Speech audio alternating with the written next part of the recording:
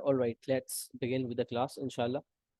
Objective रहेगा कि आज इंशाल्लाह हम जो है वो first we are going to cover increasing decreasing function and इंशाल्लाह will try to wind up with the explanation of differentiation. तो हमने काफ़ी कुछ अब तक डिफरेंशिएशन में कवर अप कर लिया है अल्हम्दुलिल्लाह।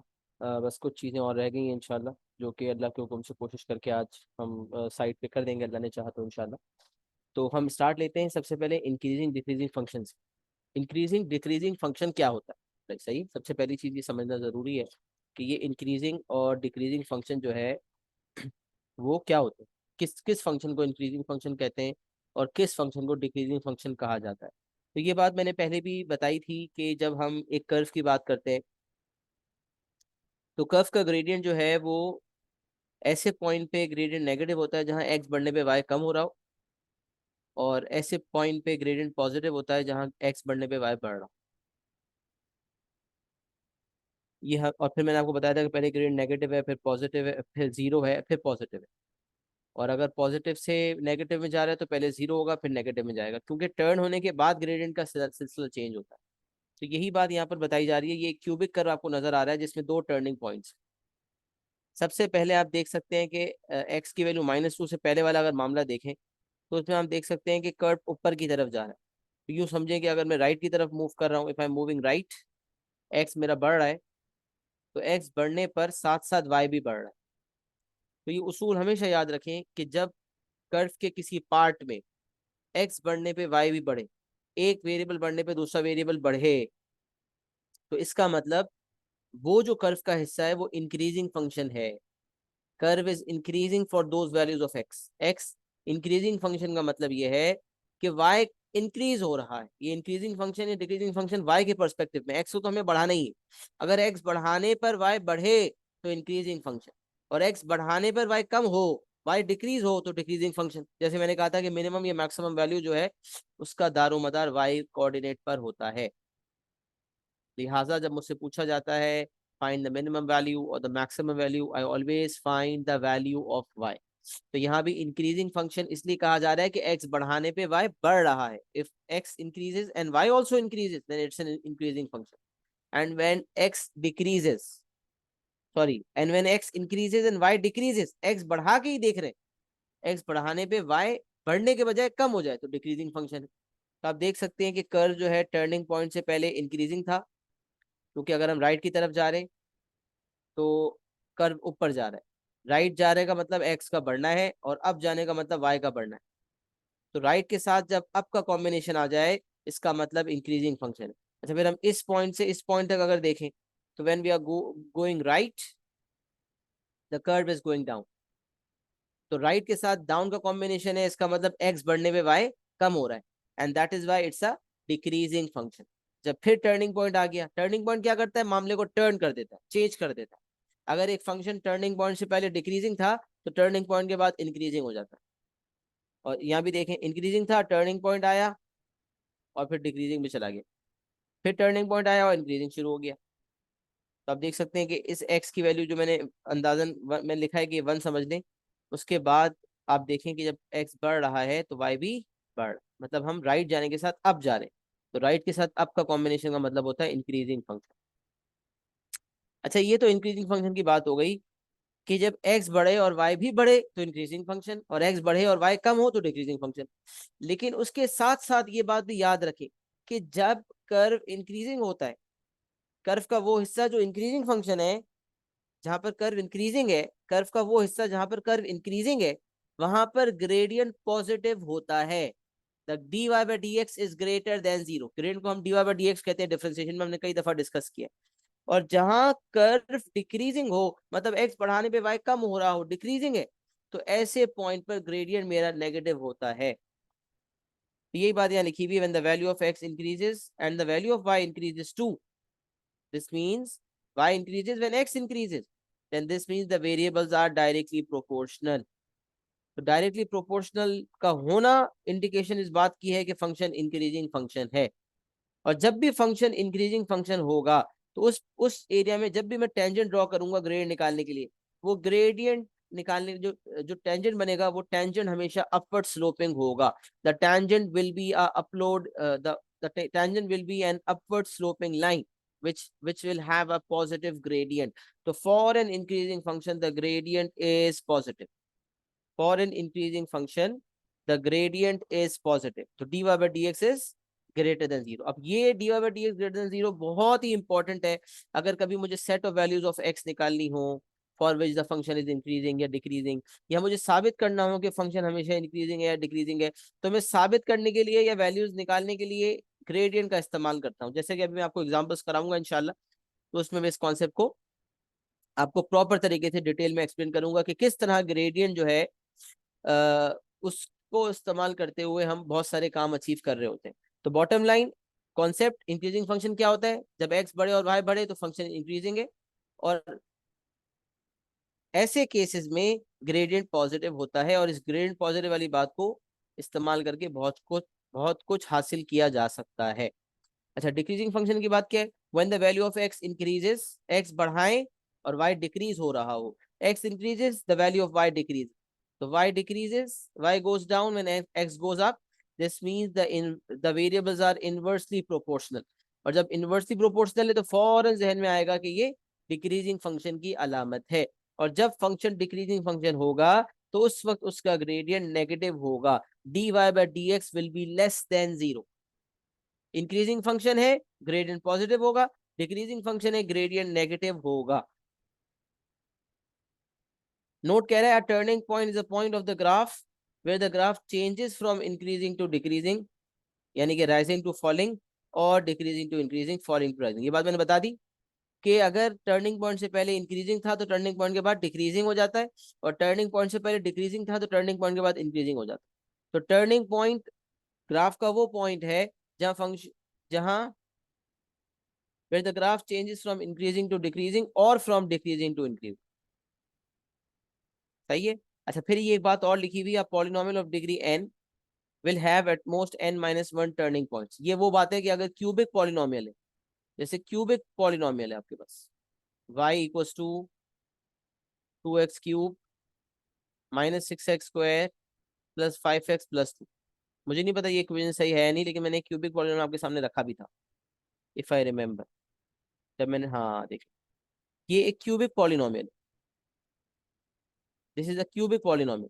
तो क्यूबिक पॉलिनोमियल में दो टर्निंग पॉइंट्स होते हैं, क्योंकि डिफरेंशिएशन करते हैं तो जो ग्रेडियंट फंक्शन आता है वो क्वाड्रेटिक होता है, और क्वाड्रेटिक्स को इक्वल टू 0 करते हैं तो मैक्सिमम वहां से 2x की वैल्यूज हासिल होती है. तो पता चला कि अगर पॉलिनोमियल 3 डिग्री है, 3 degree of a polynomial means the highest power of x. तो अगर y in terms of x है तो यहाँ पर x की हाईएस्ट पावर डिग्री है पॉलिनोमियल. तो this is a 3 degree polynomial. Polynomial as a separate topic है जो A2 में P3 के अंदर पढ़ाया भी जाता है, लेकिन वो चूंकि यहाँ नहीं है. तो पॉलिनोमियल क्या होता है ये आपको पता होना चाहिए. पॉलिनोमियल, बस ये एक पॉलिनोमियल है, ज्यादा तफसील की जरूरत नहीं है. ये एक पॉलिनोमियल है, और डिग्री ऑफ पॉलिनोमियल क्या होती है कि जब मैक्सिमम पावर ऑफ एक्स जो होती है वो डिग्री कहलाती है. तो यहाँ मैक्सिमम पावर 3 है, लिहाजा this is a 3 degree polynomial and this is known as a cubic polynomial. तो क्यूबिक 3 डिग्री पॉलिनोमियल होगा तो उसके दो टर्निंग पॉइंट्स होंगे, जैसा कि आपको नजर आ रहा है, हमने निकाला था. यही बात वहां कहने की कोशिश की जा रही है. क्या turning point, a polynomial of degree n will have at most n minus 1 turning points. मतलब अगर 3 डिग्री पॉलिनोमियल है तो ज्यादा से ज्यादा उसके दो टर्निंग पॉइंट्स हो सकते हैं. तो सर ऐसा भी हो सकता है कि 3 डिग्री पॉलिनोमियल का एक टर्निंग पॉइंट हो? हाँ ऐसा होता है, ऐसा भी हो सकता है. मतलब कर्व की डिपेंड करता है ना. जैसे मैं आपको मिसाल देता हूँ,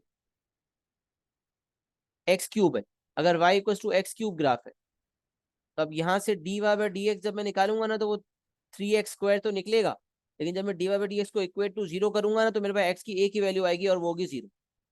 अब ये वो क्यूबिक पॉलिनोमियल है जिसमें एक टर्निंग पॉइंट.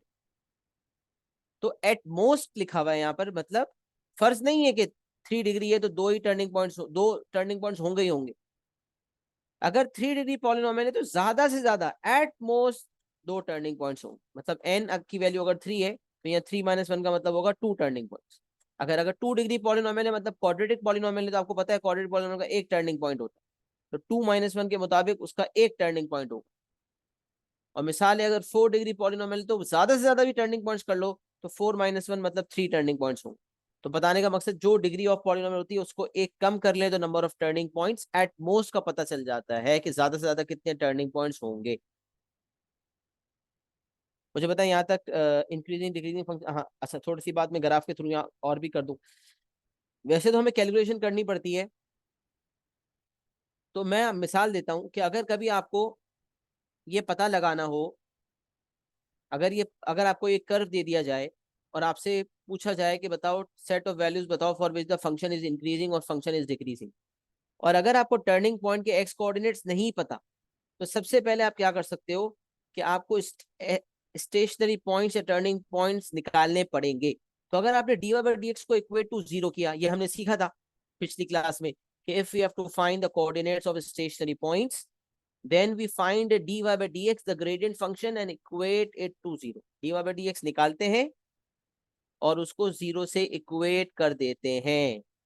तो dy by dx को जब जीरो से इक्वेट करते हैं, तो जीरो से इक्वेट करने के बाद जो x की वैल्यूज आती हैं वो नोट कर ली। तो मिसाल है, अगर dy by dx को इक्वल टू जीरो किया तो मेरे पास दो वैल्यूज आ गई, एक आ गया x -2 और एक आ गया x +1। dy by dx zero करने पे x की दो वैल्यूज आ गई, x -2 और x1। तो मैंने नोट कर लिया कि मैंने कहा ये -2 है, ये वाला टर्निंग पॉइंट जो वाई एक्सिस के लेफ्ट पर है वो यकीनन उसका एक्स कोऑर्डिनेट नेगेटिव होगा, और जो वाई एक्सिस के राइट पर है उसका एक्स कोऑर्डिनेट पॉजिटिव होगा। नोट कर लिया। अब आपसे कोई पूछता है set of values of x बताओ for which the function is decreasing या for which the function is increasing. X की वो वैल्यूज बताओ जहां फंक्शन, जिनके दरमियान एक्स की वो वैल्यूज बताओ जिन वैल्यूज पर फंक्शन इंक्रीजिंग है या फंक्शन डिक्रीजिंग। तो आप देख सकते हैं कि जब मेरे पास टर्निंग पॉइंट्स आ गए d y by d x को जीरो करने के बाद, जब मेरे पास टर्निंग पॉइंट्स आ गए, तो अब क्योंकि ग्राफ बना हुआ है, ग्राफ ना हो ना, तो आपको पता है क्या करते हैं, अगर इंक्रीजिंग फंक्शन में वैल्यूज निकालनी हो ना, सेट ऑफ वैल्यूज, तो d y by d x को ग्रेटर देन जीरो करके निकालते हैं, और अगर डिक्रीजिंग की निकालनी है तो d y by d x को लेस देन जीरो करके निकालते हैं। आगे एग्जाम्पल्स आ रहे हैं जो आपको क्लियर करेंगे, बट मिसाल है कि आपके सामने ग्राफ मौजूद है। तो अब अगर आप d y by d x equal to zero करके एक्स की दो वैल्यूज निकाल लोगे तो आपको पता चल जाएगा कि ग्राफ के मुताबिक एक्स की कौन सी वैल्यू कहाँ फिट आ रही है। अब जैसे मुझे -2 यहाँ फिट करनी थी और 1 यहाँ फिट करनी थी, फिट कर दी। अब आप ये देखो कि फंक्शन की एक्स की कौन सी वैल्यूज है जिसमें फंक्शन इंक्रीजिंग है।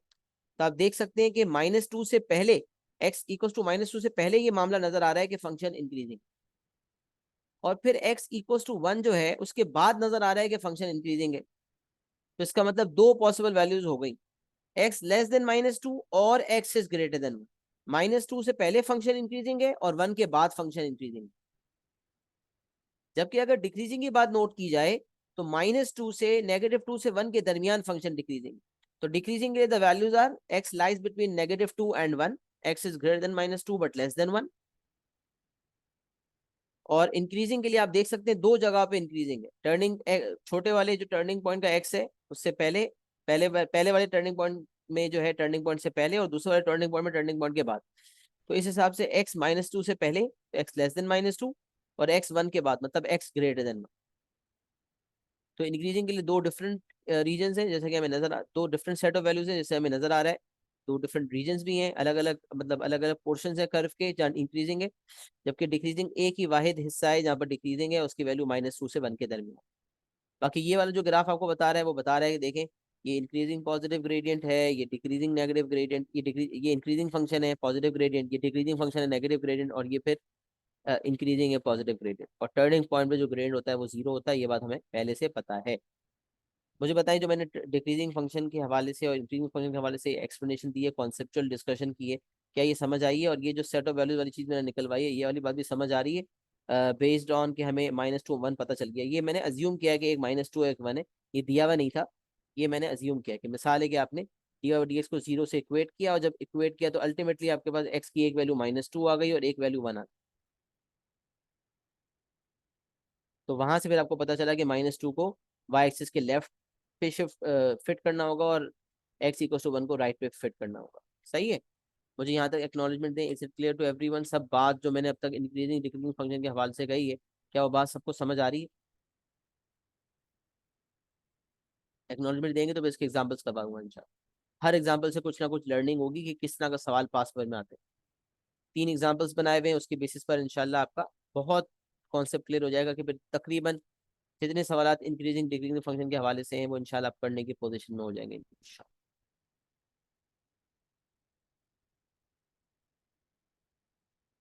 हो गया क्लियर, चलें जबरदस्त जी। सबकी एक्नॉलेजमेंट आ गई है, कुछ लोगों ने अभी एक्नॉलेजमेंट नहीं दी। Is it clear to everyone? Please acknowledge करें so that I can move forward. अभी मैं एग्जांपल्स करवाऊंगा तो उससे कॉन्सेप्ट और मजीद क्लियर हो जाएगा इंशाल्लाह।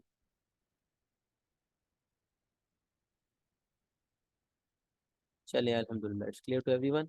Moving on towards the example number 1। अब जरा देखते हैं।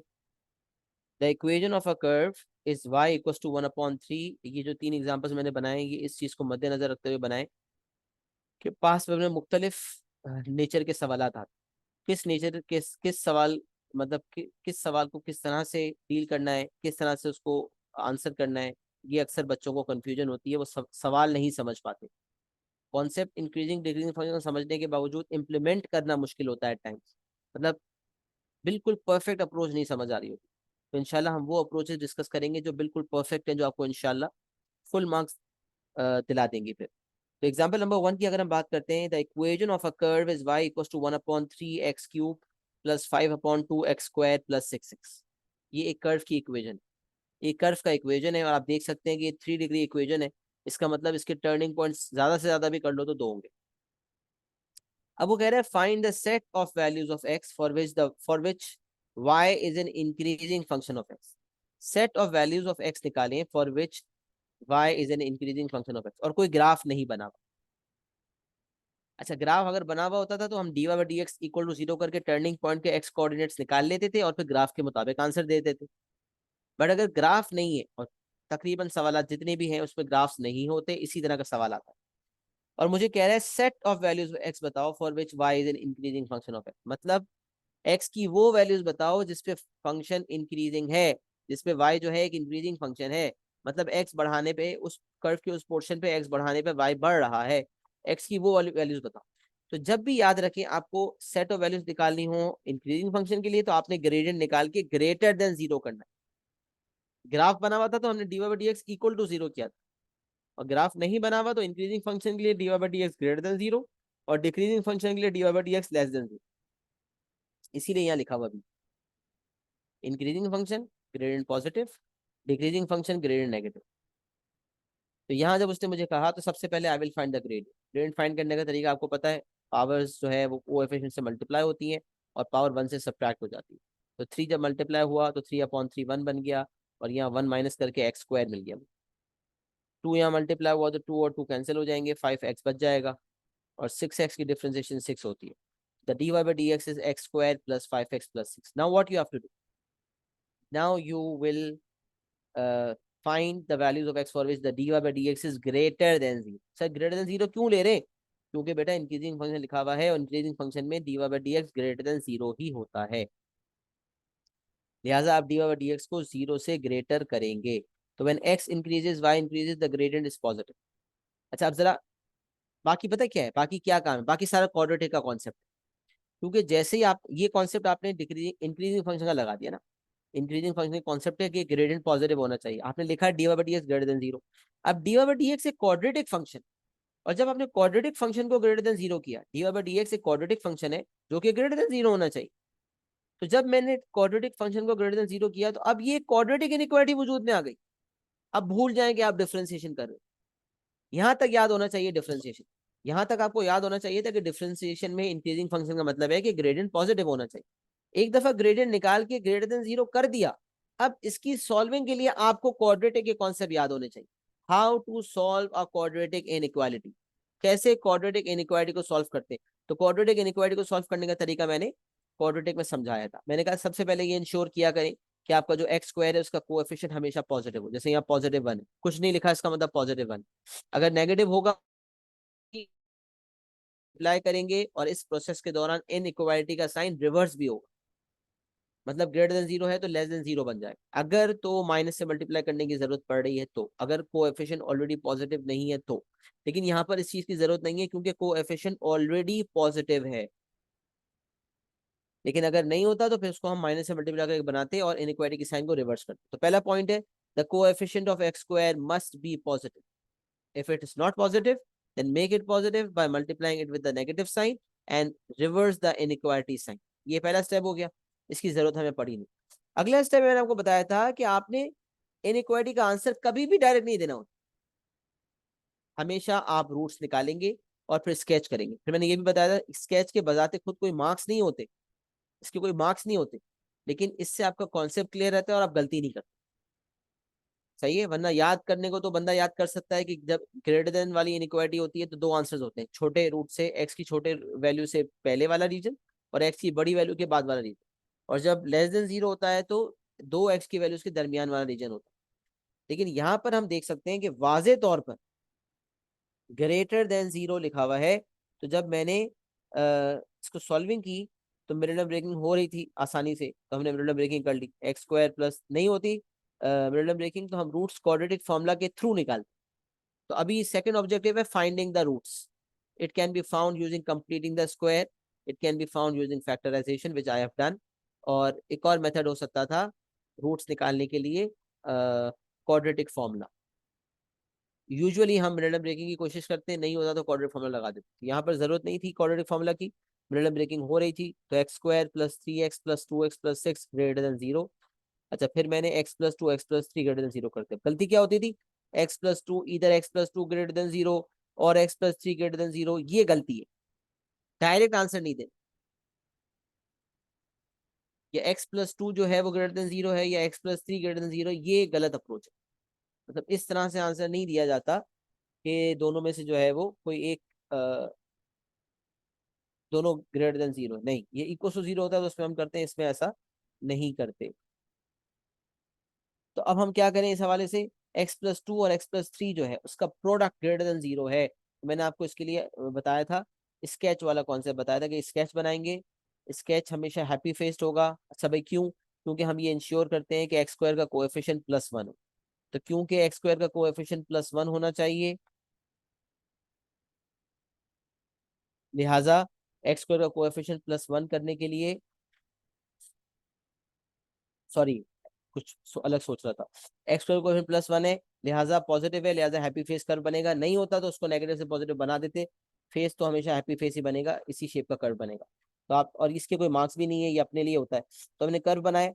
अच्छा, फिर छोटा रूट जो है आपको पता है, अगर ये पहला रूट देखें तो x plus three equal to zero के मुताबिक पहला रूट, एक रूट है माइनस नेगेटिव टू, एक नेगेटिव थ्री है, बट छोटा वाला रूट नेगेटिव थ्री है, तो नेगेटिव थ्री पहले लिखा गया, नेगेटिव टू बाद में लिखा गया यहाँ पर। ये रूट नेगेटिव थ्री है, ये रूट नेगेटिव टू। अच्छा, अब तीन रीजन आपको नजर आ रहे हैं, नेगेटिव थ्री से पहले वाला रीजन, नेगेटिव टू के बाद वाला रीजन, और नेगेटिव थ्री नेगेटिव टू के दरमियान वाला रीजन। आप देखें कर्व पहले माइनस एक्स माइनस थ्री से पहले कर्व ऊपर है, मतलब वाई पॉजिटिव है। फिर माइनस थ्री से माइनस टू के दरमियान जो है कर्व में वाई की वैल्यूज नेगेटिव है, और माइनस टू के बाद जो है कर्व की वाई की वैल्यूज फिर से पॉजिटिव। तो दो पॉजिटिव रीजन होते हैं और एक नेगेटिव रीजन है, होता है। सही है, तो यहाँ पर हमें एक्सप्लिसिटली लिखा हुआ था we have to find those values of x for which the inequality is greater than zero. तो इनइक्वालिटी ग्रेटर देन जीरो के लिए दो पॉसिबिलिटीज है, ये वाला रीजन प्लस वाला और ये वाला प्लस वाला। इसको मैंने शेड कर दिया, ये प्लस वाला रीजन और ये प्लस वाला। तो ये जो पहला प्लस वाला रीजन है ये माइनस थ्री से पहले वाला रीजन है, तो x less than negative three, और दूसरा प्लस वाला रीजन है वो माइनस टू के बाद वाला रीजन है, तो x greater than minus two. तो we have got two answers, x less than negative three और x greater than negative two. तो जब भी हमें set of values of x निकालनी होती है हम ग्रेडियंट का सहारा लेते हैं। इंक्रीजिंग फंक्शन है तो ग्रेटर देन जीरो करते हैं, डिक्रीजिंग होता है तो लेस देन जीरो करते हैं। अगर क्वाड्रेटिक इनइक्वालिटी बन गई है तो उसको क्वाड्रेटिक के उसूलों के मुताबिक हमें सॉर्ट आउट करना पड़ेगा। इसे कॉपी भी कर ले इस एग्जाम्पल को, और मुझे एक्नॉलेजमेंट भी देते हैं कि is it clear and done. Done clear की देंगे तो मैं समझ जाऊंगा आपने लिख भी लिया और समझ भी लिया। जल्दी से करके मुझे कंफर्मेशन दो।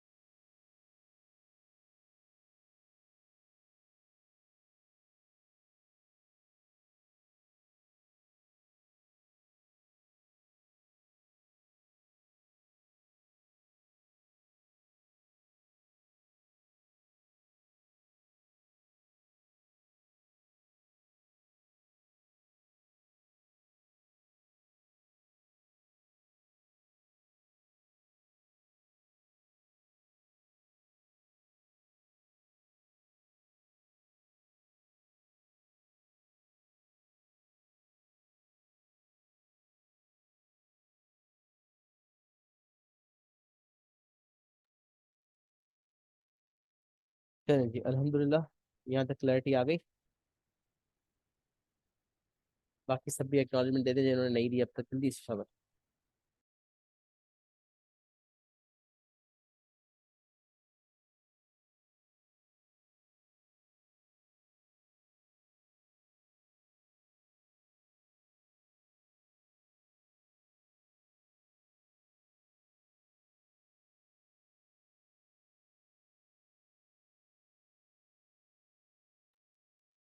चलिए, moving on towards the next example. A function f is such that fx is equals to x minus 2 whole cube plus 2x for x belongs to a real number. Show that f is an increasing function. A function f is such that fx is equals to x minus 2 whole cube plus 2x for x belongs to a real number. ये domain दिया हुआ है, function दिया हुआ है और function के साथ उसका डोमेन दिया हुआ है। और वो डोमेन क्या है, x belongs to real number, मतलब x कोई भी वैल्यू ले सकता है, नेगेटिव, पॉजिटिव, फ्रैक्शन, डेसिमल, सब कुछ रियल नंबर में सब कुछ आ जाता है। ये बात हम फंक्शंस में बहुत पहले ही डिस्कस कर चुके हैं। Show that f is an increasing function, hence explain why F has an increasing. अच्छा, ये जो सेकंड वाला पार्ट है ये तो बाद में देखेंगे, पहले आप ये समझ लें इसका क्या मतलब। Show that f is an increasing function, तो एक टाइप ऑफ सवाल आता है जिसमें वो मुझे कहता है कि जो है वो आप set of values of x निकालो for which function is increasing. इससे ये पता चलता है सवाल पढ़ के कि फंक्शन हमेशा इंक्रीजिंग नहीं है, कुछ एक्स की वैल्यूज पे फंक्शन इंक्रीजिंग है और कुछ पे डिक्रीजिंग। तो हमें एक्स की वो वैल्यूज डिटरमिन करनी है या बतानी है जिसमें फंक्शन इंक्रीजिंग है या डिक्रीजिंग है। अगर सवाल ने जो भी पूछा है, अगर सवाल ने पूछा है find the set of values of x for which the function is increasing, जो हमने पिछले एग्जांपल में देखा, तो हमें पता चला इस सवाल को पढ़ के कि फंक्शन हमेशा इंक्रीजिंग नहीं है, एक्स की कुछ वैल्यूज है जिसपे फंक्शन इंक्रीजिंग। वो कुछ एक्स की वैल्यूज हमें बतानी थी जिसपे हमारा जो कर्व है, जो फंक्शन है वो इंक्रीजिंग फंक्शन है। यहां पर हमें ये साबित करना है कि function increasing function, show that f is an increasing function. अब ये भी समझ लो इसका पता है क्या मतलब होता है, show that f is an increasing function. इसका मतलब होता है कि ये साबित करना है कि ये फंक्शन हमेशा इंक्रीजिंग है, ये कभी डिक्रीजिंग होता ही नहीं। ये साबित करना है कि जो फंक्शन दिया हुआ है, अगर तो वो स्पेसिफिक वैल्यूज ऑफ एक्स के लिए इंक्रीजिंग होगा तो वो values of set of values पूछी जाएंगी। लेकिन अगर कोई फंक्शन का नेचर ऐसा है कि वो हमेशा इंक्रीजिंग फंक्शन है, या कभी करना है साबित कि वो साबित करो कि वो डिक्रीजिंग फंक्शन है, इसका मतलब ये साबित करना है कि वो हमेशा डिक्रीजिंग। जब वो कहे ना show that f is an increasing function, ये बात समझ लें। एक फंक्शन इंक्रीजिंग फंक्शन कब होता है, जब उसमें एक्स बढ़ने पे वाई बढ़ रहा हो। और अगर कभी साबित करना हो ना कि एक फंक्शन इंक्रीजिंग फंक्शन है, तो इसका मतलब I have to show that it is always an increasing function, कभी वो डिक्रीजिंग की तरफ जाता ही नहीं। एक्स की कोई भी वैल्यू होगी वो हमेशा इंक्रीजिंग फंक्शन होगा। तो show that f is an increasing का मतलब we have to show that it is always an increasing function, it is never decrease. मतलब एक्स की कोई भी वैल्यू डाल दी जाए वो हमेशा इंक्रीजिंग फंक्शन ही रहेगा। और फिर अगला जो पार्ट है कि explain why f as an inverse, इस पे मैं थोड़ी देर बाद बात कर लेता हूँ। तो पहले हम ये साबित कैसे करेंगे ये समझ। तो याद रखिए आपको सेट ऑफ वैल्यूज निकालनी हो for which the function is increasing और डिक्रीजिंग, या फिर आपको शो करना हो कि एक फंक्शन हमेशा इंक्रीजिंग और हमेशा डिक्रीजिंग। जिस चीज का हम इस्तेमाल करते हैं वो है ग्रेडियंट। सबसे पहले आपको ग्रेडियंट फंक्शन निकालना होगा। ऊपर एग्जांपल नंबर 1 में देखा, उसके लिए भी हमने d y by d x निकाला और फिर ग्रेटर देन 0 किया। तो यहाँ भी जब साबित करना है कि फंक्शन हमेशा इंक्रीजिंग है तो ग्रेडियंट के बगैर नहीं हो सकता, तो मुझे ग्रेडियंट निकालना होगा। इसके मार्क्स होते हैं, सीधी सी बात है। साबित करना हो या सेट ऑफ वैल्यूज निकालनी हो, ग्रेडियंट फंक्शन निकालने के मार्क्स होते हैं। तो we will have to find the gradient function that is d y by d x. सबसे पहले हम फंक्शन को डिफरेंशिएट करके d y by d x निकालेंगे। अच्छा, अब d y by d x निकालने के लिए दो हिस्से हैं इस फंक्शन के। एक हिस्सा नॉर्मल फंक्शन है 2x जिसकी डिफरेंशिएशन 2 हो जाएगी। एक हिस्सा कॉम्पोजिट फंक्शन है, इसमें पूरे ब्रैकेट में एक फंक्शन है उसके ऊपर पावर है। तो उसके लिए मैं आपको बताया था first deal with the power and then deal with the function. तो पावर को आपने मल्टीप्लाई करना है, फिर पावर को 1 से सब्ट्रैक्ट करना है, और फिर जो ब्रैकेट की डिफरेंशिएशन है उससे भी मल्टीप्लाई करते हैं। अब यहाँ क्योंकि ब्रैकेट के अंदर x-2 है तो उसकी डिफरेंशिएशन तो 1 ही है, तो मल्टीप्लाई ना भी करेंगे तो कोई फर्क नहीं भी करेंगे मल्टीप्लाई तो फर्क नहीं पड़ेगा, क्योंकि 1 से मल्टीप्लाई होने के बाद तो कोई चेंज आता नहीं। तब देखिए मैंने क्या किया, कहा यहाँ पे सबसे पहले मैंने कहा भाई मुझे अगर साबित करना है कि नहीं इंक्रीजिंग है, याद रखें यहाँ पर ऑलवेज का लफ्ज नहीं होता, लेकिन ये अंडरस्टूड है। जब उसने कहा ना show that f is an increasing function, तो ये बात हम जब जब हमें साबित करनी होगी कि फंक्शन इंक्रीजिंग फंक्शन, तो हमें यही साबित करना होगा कि ये हमेशा इंक्रीजिंग है, कभी भी डिक्रीजिंग नहीं। तो मैंने इस चीज को अचीव करने के लिए सबसे पहले इस चीज को अचीव करने के लिए मैंने सबसे पहले dy बाई डी एक्स निकाला। अच्छा, क्योंकि यहाँ फंक्शन का नाम एफ एक्स था, y होता है तो उसके ग्रेडियंट फंक्शन को हम dy बाई डी एक्स कहते हैं।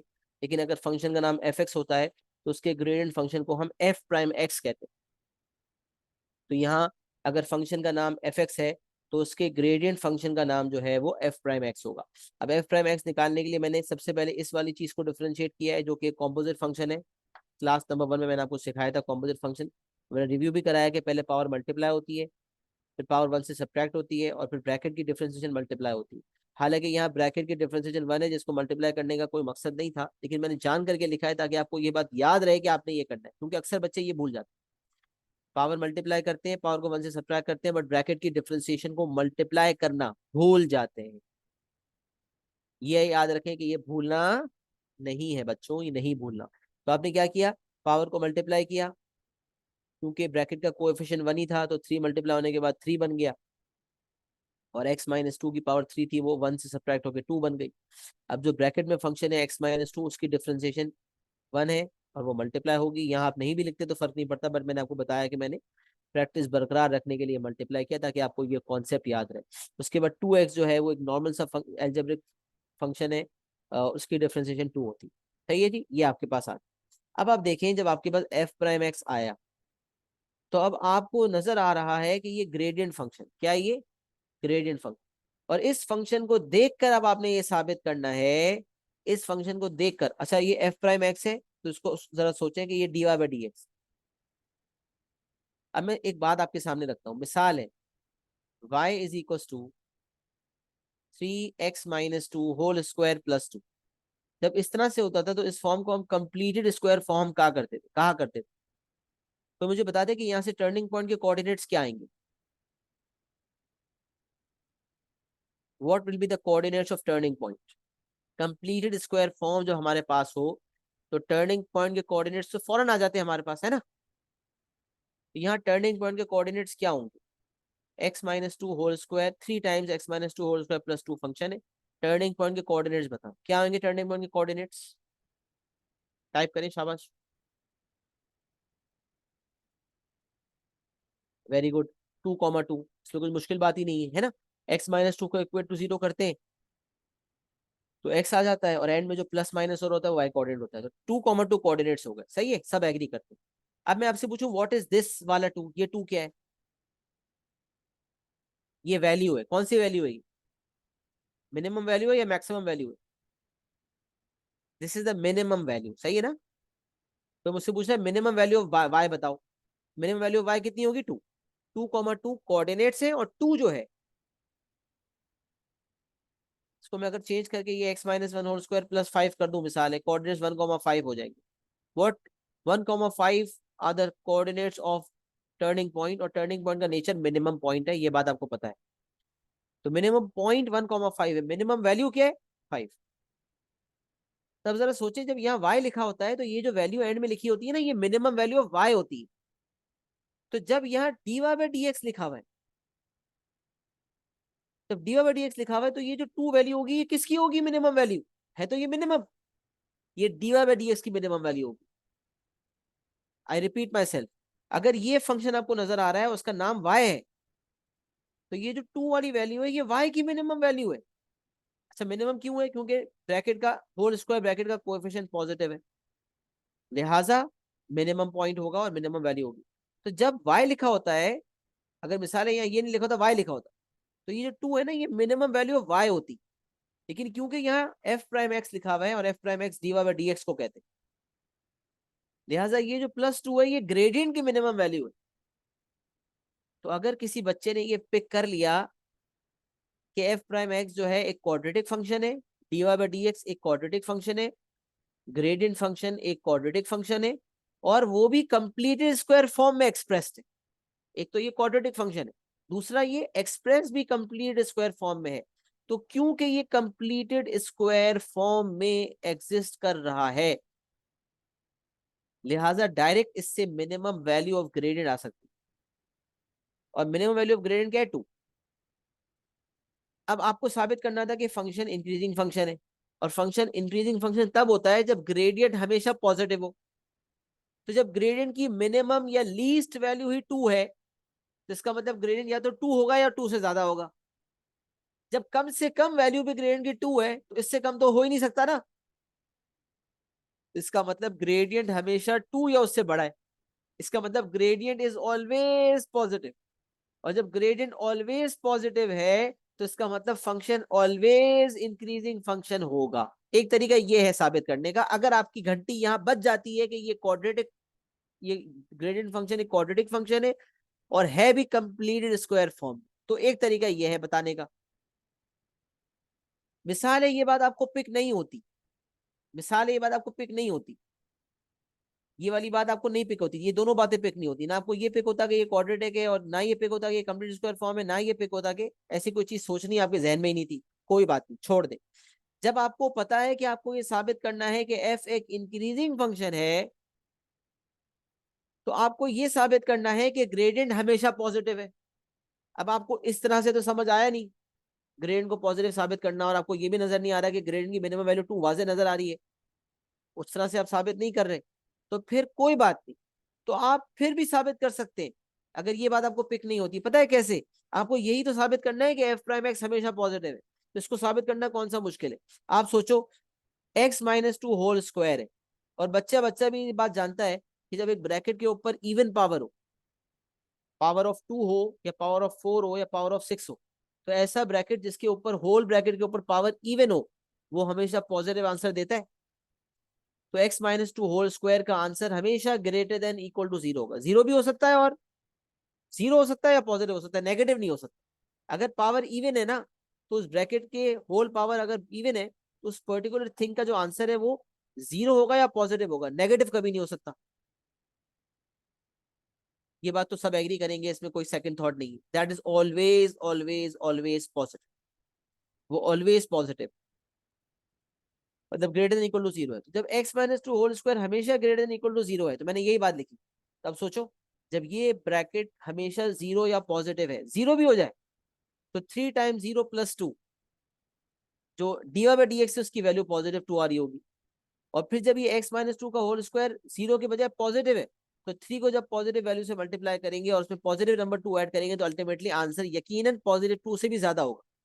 लेकिन हमें यह बात समझ आ रही है कि जब x-2 होल स्क्वायर हमेशा पॉजिटिव है, लिहाजा हमारा एफ प्राइम एक्स यानी कि dy/dx वो भी हमेशा पॉजिटिव होगा। अच्छा, आप लिखेंगे एफ प्राइम एक्स, मैं आपके समझाने के लिए ये बता रहा हूं कि ये एफ प्राइम एक्स दरअसल dy/dx है, ग्रेडियंट फंक्शन। क्योंकि आदत हमारी dy/dx को देखने की ज्यादा होती है ना, इसलिए ये बात बाज औकात बच्चे कंफ्यूज हो जाते हैं।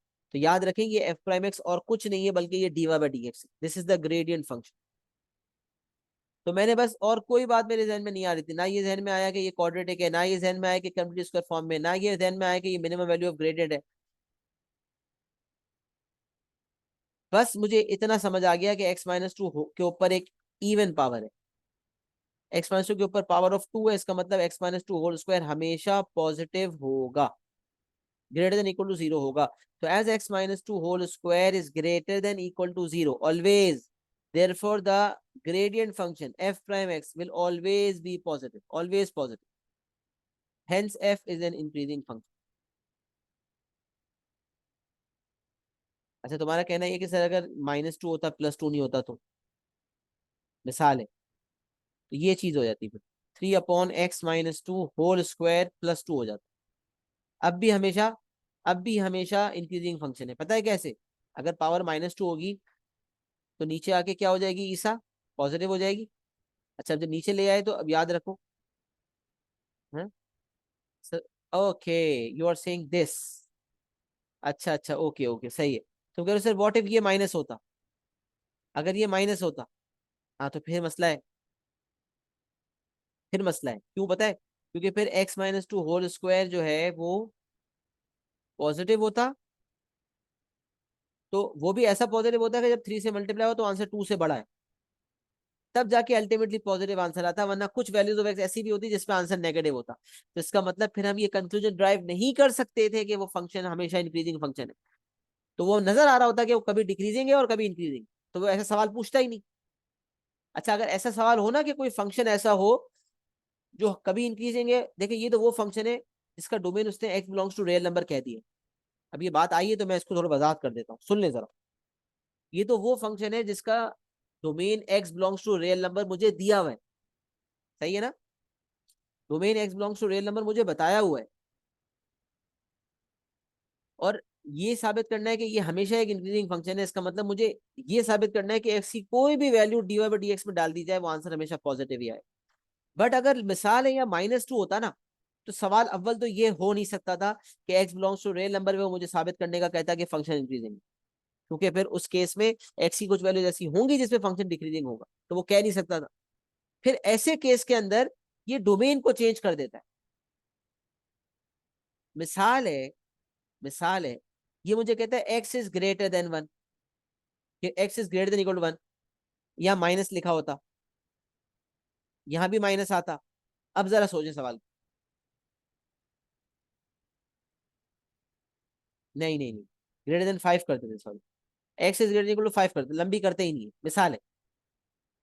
अब वो कह रहा है for the given domain, domain उसने दे दिया f x x -2 whole cube -2x for the domain x is greater than equal to 5, show that f is an increasing function. अब वो कह सकता है f is an increasing function, क्योंकि अब ग्रेटर देन इक्वल टू 5 में 5 की को 5 डाल दो, 6 डाल दो, 7 डाल दो, 8 डाल दो, 9 डाल दो, कोई भी वैल्यू एक्स की जगह डाल दो, ऑल्दो यहाँ माइनस मौजूद है फिर भी ग्रेडेड हमेशा पॉजिटिव है।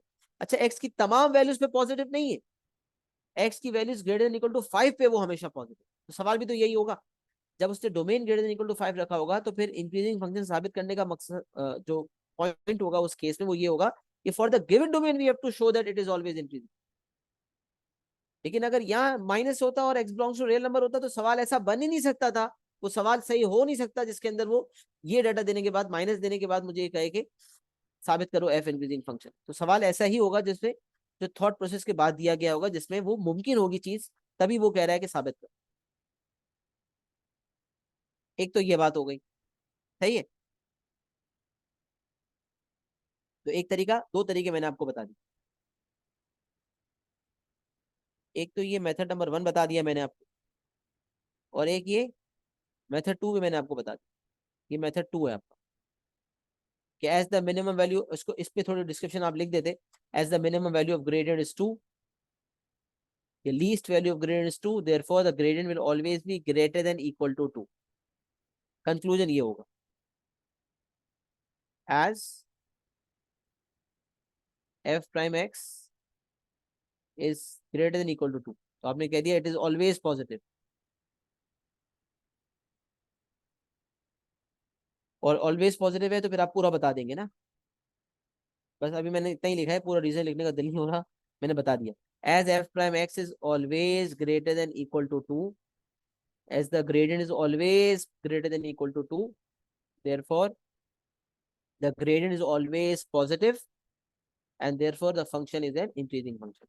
तो ये मेथड 2 हो सकता था, और मेथड 1 ये कि आपने ये चीज पिक नहीं भी की, तो आपने खाली इस होल स्क्वायर ब्रैकेट को टारगेट बनाया, उसके बेसिस पर आपने साबित कर दिया। अच्छा, अब ये बात भी मैं मजीद ऐड करना चाह रहा हूँ, जो अगला पार्ट है, hence explain why f as an inverse. कुछ सवाल ऐसे हैं जिसमें पहले वो मुझसे ये साबित करवाता है कि show that f is increasing और एफ इज डिक्रीजिंग फंक्शन, पहले ये साबित करवाता है, सही है। साबित करो कि एफ इंक्रीजिंग फंक्शन है या एफ डिक्रीजिंग फंक्शन है, पहले ये साबित करवाता है। अच्छा, ये साबित करने के फौरन बाद अक्सर ऐसा करता है कि hence explain why f as an inverse. बताओ एफ का इनवर्स क्यों है। अब जरा इस बात को समझो। For a function to have an inverse, अब इसके लिए फंक्शन की नॉलेज वापस रिकॉल करनी पड़ेगी। For a function to have an inverse it must be 1 to 1। For a function to have an inverse it must be a 1 to 1 function. ये बात याद है। अगर फंक्शन 1 to 1 नहीं है तो उसके डोमेन को रिस्ट्रिक्ट करके 1 to 1 बनाना पड़ेगा। तो लीनियर फंक्शंस हमेशा 1 to 1 होते हैं, उनका इनवर्स हमेशा एग्जिस्ट करता है। बट हमने सीखा था क्वाड्रेटिक फंक्शंस हमेशा 1 to 1 नहीं होते, उनको 1 to 1 बनाना पड़ेगा डोमेन को रिस्ट्रिक्ट करके। इसी तरह ट्रिग्नोमेट्रिक फंक्शन में भी हमने ऐसे सवाल देख लिए ट्रिग्नोमेट्रिक फंक्शन में ऐसे सवाल मौजूद है ना, जो आपने किए सॉल्व, जिसके अंदर आपने देखा होगा कि वो इस तरह की कोई रिक्वायरमेंट देता था तो डोमेन को रिस्ट्रिक्ट करता था। तो इनवर्स ट्रिग्नोमेट्रिक फंक्शन का तब एग्जिस्ट करेगा जब फंक्शन सिर्फ डिक्रीजिंग हो, या सिर्फ मतलब वो टर्निंग पॉइंट्स के दरमियान वाला रीजन, हम टर्निंग पॉइंट मतलब ऐसा पोर्शन हम लेते थे जो डिक्रीजिंग हो या जो इंक्रीजिंग हो। एक मिनट में कोई भूल तो नहीं रहा बात। नॉर्मली एक फंक्शन को, बस ये बॉटम लाइन है, एक फंक्शन को, हर एक फंक्शन हमेशा एक फंक्शन का इन्वर्स नहीं होता। कुछ स्पेसिफिक वैल्यूज ऑफ एक्स पर उस फंक्शन को हम इंक्रीजिंग डिक्रीजिंग कह रहे होते हैं अक्सर। तो अगर जो मैं बात कर रहा था मेरे जहन से बिल्कुल ही निकल गई। हाँ, अब मैं आपको बताता हूँ, जहन में आ गई कि अगर एक फंक्शन हमेशा इंक्रीजिंग फंक्शन है या एक फंक्शन हमेशा डिक्रीजिंग फंक्शन है, तो इसका मतलब उसके कोई टर्निंग पॉइंट्स नहीं होंगे। और जब उसके टर्निंग पॉइंट्स नहीं होंगे, इसका मतलब वो वन टू वन फंक्शन होगा। तो for a function to have an inverse it must be one to one, and if a function is always increasing or a function is always decreasing, then in that case that function will automatically be one to one. Test भी बताया था, every horizontal line must intersect the graph at exactly one point. अब सोचिए एक graph है, वो curve है, वो बढ़ ही रहा है, बढ़ ही रहा है, बढ़ ही रहा है, मतलब चले इस तरह से बढ़ रहा है, लेकिन बढ़ ही रहा है, बढ़ ही रहा है, बढ़ ही रहा है। जितनी भी हॉरिजॉन्टल लाइन बना लें, वन पॉइंट पे इंटरसेक्ट करेंगे, फंक्शन वन टू वन होगा। मसला कब आता है? जब फंक्शन डिक्रीज होते होते इंक्रीज हो या इंक्रीज होते होते डिक्रीज हो। तो फिर ऐसे केस में क्वाड्रेटिक में भी हमने सीखा था कि हमें डोमेन को रिस्ट्रिक्ट करना पड़ता था। वो भी कहाँ से रिस्ट्रिक्ट करते थे? टर्निंग पॉइंट से रिस्ट्रिक्ट करते थे। टर्निंग पॉइंट का एक्स कोऑर्डिनेट अगर 2 है, तो या तो 2 के बाद वाला कोई डोमेन हो, ऐसा डोमेन हो जो टर्निंग पॉइंट की राइट साइड को कवर कर रहा हो, या ऐसा डोमेन हो जो टर्निंग पॉइंट की लेफ्ट साइड को कवर कर रहा हो। But domain must be restricted. Linear function के लिए तो मसला ही नहीं था, ऑलवेज वन टू वन होता है। क्वाड्रेटिक के लिए रिस्ट्रिक्ट करना पड़ता था। सिमिलरली ट्रिग्नोमेट्रिक फंक्शन में भी डोमेन को रिस्ट्रिक्ट करना पड़ता था, तब जाके उस पर्टिकुलर डोमेन पे उसका इनवर्स एग्जिस्ट करता था। तो यहाँ पर वो कह रहा है बताओ एक एफ एक ऐसा फंक्शन है जो x belongs to real number के लिए एग्जिस्ट कर रहा है, साबित करो एफ का इनवर्स क्यों है। तो आप बोलोगे अभी तो मैंने साबित किया कि ये always increasing function, as f is an increasing function. अच्छा, ऑलवेज का लफ्ज ना वो लिखता है ना आपको लिखना जरूरी। अगर आप ये फतवा कंक्लूड कर रहे हैं ना कि f is an increasing function, तो इसका मतलब ये है कि for the given domain f is increasing. और यहाँ गिवन डोमेन जो है वो अनलिमिटेड है, x belongs to real number. You are basically proving that for x belongs to real number the function is an increasing function. And if a function is an increasing function for the given domain, then in that particular case it will be one to one. अगर वो function हमेशा increasing हो for the given domain, या हमेशा decreasing हो for the given domain, always increasing हो या always decreasing हो, दोनों केसेस में उसके कोई टर्निंग पॉइंट्स नहीं होते। और जब टर्निंग पॉइंट्स होते ही नहीं है उस पर्टिकुलर डोमेन में, तो इसका मतलब वो हमेशा वन टू वन होता है और उसका इनवर्स एग्जिस्ट करता है। Every horizontal line will intersect the graph at exactly one point. This is what is written. As f is an increasing function, there are no turning points. क्योंकि f एक increasing function है, लिहाजा इसके कोई turning points नहीं है। Therefore function is one to one and has an inverse. क्योंकि function increasing function है, लिहाजा इसके कोई टर्निंग पॉइंट्स नहीं है। हाईलाइट करेंगे, मार्किंग स्कीम के अल्फाज होते हैं। As it is an increasing function, there are no turning points. Turning points नहीं है। टर्निंग पॉइंट की वजह से तो मामला टर्न हो जाता है। इंक्रीज होते होते डिक्रीज होना शुरू हो जाएगा तो वन टू वन रहेगा ही नहीं, या डिक्रीज होते होते इंक्रीज होना शुरू हो जाएगा तो भी वन टू वन नहीं रहेगा। लेकिन यहाँ वन टू वन क्यों है? क्योंकि उसके टर्निंग पॉइंट्स नहीं है, क्योंकि ये हमेशा इंक्रीजिंग इंक्रीजिंग है। As f is an increasing function, मतलब this is always the function is always increasing, hence there are no turning points and therefore f is, the function is one to one and has an inverse. तो किसी तरह ये साबित पहले करना है कि फंक्शन वन टू वन है, और फिर साबित करना है कि उसका इनवर्स है, क्योंकि सिर्फ वन टू वन फंक्शन का इनवर्स होता है, ये हम पहले ही पढ़ चुके। सही है। तो as there are no turning point, as the function is always increasing, there are no turning points, therefore it is one to one and therefore has an inverse. ये बात बहुत वाजे तौर पे हमने क्लियर कर ली। मुझे बताएं यहाँ तक बात क्लियर हो गई है? क्लियर एंड डन लिखेंगे तो फिर अगले एग्जाम्पल की जाने बढ़ूंगा, क्योंकि मैं मुतमईन होता हूँ अपनी एक्सप्लेनेशन से, तो मैं एक्सप्लेनेशन रोकता हूँ, ना तो आपको पता है मैं कितनी दफा रिपीट कर देता हूँ। तो मुझे क्लियर एंड डन लिखेंगे तो मैं आगे बढ़ता हूँ इंशाल्लाह। हर एग्जाम्पल कुछ ना कुछ बात सिखा रहा है।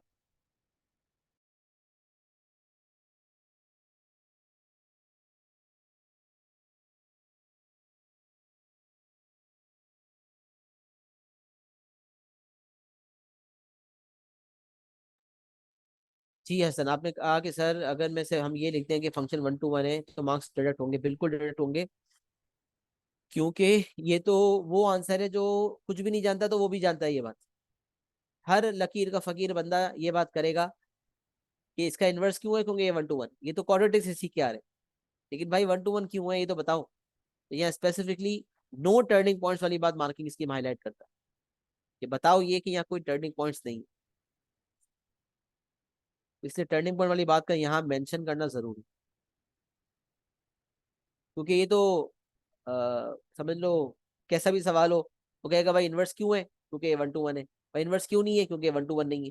लेकिन यहाँ पर सिर्फ स्टेट नहीं बोला हुआ ना, एक लाइन नहीं बोली हुई, बल्कि बोला एक्सप्लेन, और हेंस, हेंस भी लिखा हुआ है। हेंस ना भी लिखा हो, एक तो हेंस का मतलब है कि अभी अब तक जो काम किया उससे उससे कनेक्टिंग काम करना है, मतलब जो अभी आपने प्रूफ किया है कि वो इंक्रीजिंग फंक्शन है उसकी बेसिस पर बताओ। अगर हेंस ना भी लिखा होता, सिर्फ एक्सप्लेन भी लिखा होता, तो एक्सप्लेनेशन रिक्वायर्ड सम डिटेल एक्सप्लेनेशन, मतलब कुछ लॉजिकल बात करनी है, सिर्फ रटी हुई बात नहीं करनी। तो इसीलिए नो टर्निंग पॉइंट को मेंशन करना यहाँ जरूरी था।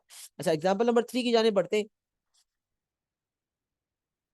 ये मार्च 2020 का सवाल है जो आपके टॉपिक में मौजूद भी होगा, क्योंकि ये मेरी पुरानी प्लानिंग मैंने की हुई है, तो उस वक्त ये सवाल टॉपिकल में नहीं था, तब का ये सवाल डाला हुआ है। लेकिन इससे जाहिर सी बात है मुझे सिखाना कुछ मकसद था। अब सवाल कह रहा है the function F is defined by F x equals 1/3x+2 + x²। अब देख सकते हैं फंक्शन आपके सामने मौजूद है, और यहाँ पर डोमेन भी स्पेसिफाइड है कि एक्स लेस देन माइनस, जैसे ऊपर x belongs to real number defined था, यहाँ पर domain is x is less than negative. और फिर मुझे कह रहा है determine whether f is an increasing function, a decreasing function, और नीदर।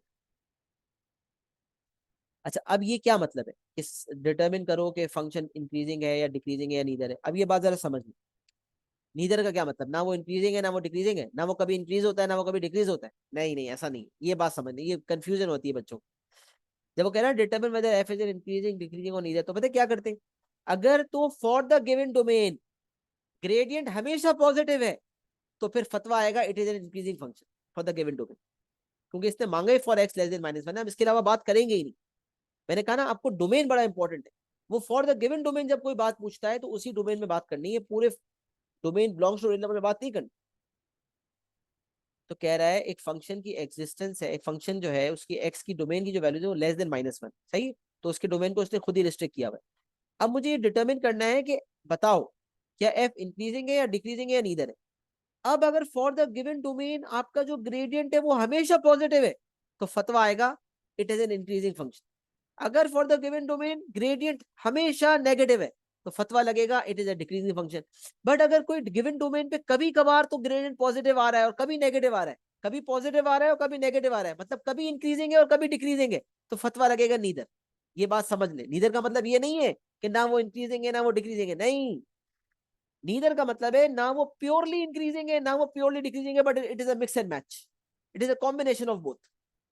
अगर एक फंक्शन सिर्फ इंक्रीजिंग है तो फतवा आएगा इंक्रीजिंग, ग्रेडियंट हमेशा पॉजिटिव है फॉर द गिवन डोमेन, फतवा लगेगा इंक्रीजिंग फंक्शन। ग्रेडियंट हमेशा नेगेटिव है फॉर द गिवन डोमेन, फतवा लगेगा it is a decreasing function. But अगर ग्रेडियंट मेरा पॉजिटिव भी आ रहा है कभी नेगेटिव भी आ रहा है, तो आप बोलोगे यार कभी तो ये पॉजिटिव ग्रेडियंट दे रहा है for the given domain. Again I am repeating, for the given domain I am talking about, not always, क्योंकि डोमेन स्पेसिफाइड है, वरना फायदा क्या डोमेन लिखने का। तो अगर फॉर द गिवन डोमेन हमारा ग्रेडियंट कभी पॉजिटिव है, मतलब कभी वो इंक्रीजिंग फंक्शन है, और कभी कभार वो डिक्रीजिंग भी है, मतलब ग्रेड नेगेटिव भी आ रहा है, कभी पॉजिटिव आ रहा है कभी नेगेटिव आ रहा है फॉर द गिवन डोमेन, तो कभी वो इंक्रीजिंग है कभी डिक्रीजिंग है, दोनों है, कॉम्बिनेशन ऑफ बोथ है। जब कॉम्बिनेशन ऑफ बोथ है तो कंक्लूजन होगा नीदर। ये बात समझ लो, नीदर का मतलब है दोनों का कॉम्बिनेशन है, तभी हम कह रहे हैं ना ये प्योरली इंक्रीजिंग है ना ये प्योरली डिक्रीजिंग है, इट इज नीदर। तो नीदर का मतलब ही ये है कि it is a combination of both, it is increasing for few values, it is an increasing function for few values of x from the given domain. कुछ हिस्सा ऐसा है जिसमें वो इंक्रीजिंग है और कुछ फंक्शन कुछ हिस्सा ऐसा है जिसमें वो डिक्रीजिंग। सही है, तो ये बात मैंने बहुत वाज़ेह तौर पे बता दी। तो जब मैंने इसको इम्प्लीमेंट किया तो पहला काम तो ये कि मैंने ग्रेडियंट निकाला, मतलब एफ प्राइम एक्स निकाला। एफ प्राइम एक्स निकालने के लिए आपको तरीका फिर मैं बता रहा हूँ कि फंक्शन को न्यूमरेटर में लेकर आना पड़ता है। अगर फंक्शन डिनोमिनेटर में है तो we have to bring it to the numerator. तो 3x+2 को हम न्यूमरेटर में लेकर आएंगे। 3x+2 को ऊपर लेकर आए, 3x+2 पावर -1 + x² हो गया। अच्छा, अब ये 3x+2 पावर -1 याद रखें एक कॉम्पोजिट फंक्शन है, फिर वही बात जो ऊपर डील किया था उसके अंदर सबसे पहले हम पावर को डील करते हैं, फिर हम फंक्शन को डील करते हैं। तो क्या तरीका होता है देख लें। पहले पावर मल्टीप्लाई होती है, तो पावर -1 मल्टीप्लाई हुई, नजर आ रहा है आपको। फिर पावर 1 से सब्ट्रैक्ट हुई तो -2 बन गई। पावर मल्टीप्लाई होती है कोएफिशिएंट ऑफ ब्रैकेट से, और फिर पावर 1 से सब्ट्रैक्ट हो जाती है। तो पावर मल्टीप्लाई हुई तो यहाँ माइनस आ गया, -1 है या माइनस एक ही बात है, और -1 मजीद -1 के बाद -2 होगी। अच्छा, फिर ये एक और बात हमने सीखी है कि ब्रैकेट के अंदर जो फंक्शन है उसकी डिफरेंशिएशन मल्टीप्लाई भी होती है। ऊपर मैंने कहा था कि ऊपर मल्टीप्लाई बाय 1 मैंने लिखा ही इसीलिए था, आपकी आदत बनाने के लिए। तो यहाँ तो मल्टीप्लाई बाय 3 होगा, क्योंकि 3x+2 जो ब्रैकेट में फंक्शन है उसकी डिफरेंशिएशन 3 है, लिहाजा उसकी डिफरेंशिएशन मल्टीप्लाई हुई। तो first we multiplied the power, subtracted the power by 1, and then the differentiation of the function inside the bracket is multiplied. So this is 3x+2, the differentiation of this is 3। फिर आपने multiply किया, सही है, power multiply हुई, power 1 से subtract हुई, और जो ब्रैकेट में फंक्शन था उसकी डिफरेंशिएशन मल्टीप्लाई हो गई, और एक्स स्क्वायर की डिफरेंशिएशन आ रही है 2x। अच्छा, अब जब ये पावर को आपने पॉजिटिव करना तो आपको नीचे ले गए, तो ये माइनस और 3 मल्टीप्लाई होकर -3 ऊपर आ गया, और 3x+2 to the power of -2 नीचे चला गया। तो एफ प्राइम एक्स बन गया -3/3x+2 whole square, -3/3x+2 whole square plus 2x। This is my gradient function. अब यहाँ आप देख सकते हैं कि आपका डोमेन <-1 है। अब <-1 की वैल्यूज अगर आप डालते हैं, मिसाल है यहाँ भी डालते हैं और यहाँ भी डालते हैं, तो आप देख सकते हैं कि भाई यहाँ तो आप कुछ भी डालो, यहाँ तो आप कुछ भी डालो, एक्स की कोई भी वैल्यूज डाल दो, ये वाली चीज हमेशा क्या होगी, पॉजिटिव। अच्छा, -3 divided by positive value will give you और नेगेटिव वैल्यू, और 2 टाइम्स एक्स है, यहाँ पर अगर आप -1 डालोगे, <-1 डालोगे, तो ये वाला हिस्सा भी नेगेटिव हो जाएगा। तो -3 upon positive value plus negative value will ultimately be a negative value. देख लें आप, 2x जो है वो हमेशा नेगेटिव है फॉर द गिवन डोमेन, -3 तो कांस्टेंट -3 ही है, 3x+2 होल स्क्वायर हमेशा पॉजिटिव होगा। Negative number divided positive value will be a negative number from here, और यहाँ भी नेगेटिव हो गया, दोनों नेगेटिव मिलके बड़ा नेगेटिव आ गया। तो यही बात दिखती मैंने, 3x+2 whole square is always positive for x is <-1 and f prime x. हालांकि ये तो हमेशा ही पॉजिटिव होना है, चाहे डोमेन x <-1 हो या कुछ और हो, क्योंकि डिनोमिनेटर में पॉजिटिव और जीरो दोनों हो सकता है, लेकिन डिनोमिनेटर में नहीं हो सकता। वैसे फंक्शन के ऊपर होल पावर 2 हो या 4 हो या 6 हो तो वो जीरो या पॉजिटिव हो सकता है, बट वो डिनोमिनेटर में अगर हो तो जीरो भी नहीं हो सकता, क्योंकि मैथ्स का उसूल है डिनोमिनेटर में जीरो नहीं होना चाहिए। लेकिन फिर भी मैंने फोकस अपना डोमेन पे रखा, इसलिए मैंने डोमेन की बात लिखी कि 3x+2 whole square is always positive, या ये ना भी लिखते as 3x+2 whole square is always positive, लेकिन मैंने खासकर यहाँ फोकस रखा <-1 के डोमेन का, as 3x+2 whole square is always positive for x is <-1 and f prime x, the gradient function, the dy by dx is always negative for x is less than -1, therefore f is a decreasing function for x is less than -1। तो यहाँ उस given domain पे हमारा f prime x हमेशा negative होगा, लिहाजा ये एक हमेशा डिक्रीजिंग फंक्शन होगा, और जो हमेशा डिक्रीजिंग फंक्शन होता है उसका इनवर्स भी एग्जिस्ट करता है, क्योंकि वो होता है 1:1। ये बात हमने ऊपर वाले एग्जाम्पल में भी देखी। तो यहाँ कंक्लूजन डिक्रीजिंग क्यों है, क्योंकि वो हमेशा नेगेटिव ग्रेडियंट दे रहा है, एक्स की वैल्यूज कोई भी डाल दो नेगेटिव ग्रेड आ रहा है। अच्छा, कुछ बच्चे पता है कैसे चेक करते हैं, वो पता है क्या करते हैं, गिवन डोमेन की वैल्यूज डाल के दिखाते हैं कि देखो मैंने माइनस वन से पहले एक वैल्यू इन्होंने -2 ले ली, फिर एक -3 ले ली, फिर -4 ले ली, -2 डाला तो भी आंसर नेगेटिव आया, -3 डाला तो भी नेगेटिव आया, -4 आया डाला तो भी नेगेटिव आया, 3-4 वैल्यूज डाल दी एक्स की, और बोल रहे देखो एक्स की हर वैल्यू डालने पे ग्रेड नेगेटिव आ रहा है, लिहाजा ये डिक्रीजिंग फंक्शन है। नहीं, ये तरीका सही नहीं है, ये तरीका नहीं, जुगाड़ू तरीका कि 3-4 वैल्यूज डाली, 3-4 नहीं, हमेशा साबित करना है भाई, हमेशा साबित करना। कितनी वैल्यूज डाल के दिखा दोगे, 4, 5, 6, 8, 10, हमेशा साबित थोड़ी कर सकते हो। तो हमेशा वाली बात को अभी ऐसे साबित नहीं करते कि एक्स के वैल्यू डालते जाओ और बताते जाओ, नहीं, इसका वैलिड रीजन होना चाहिए।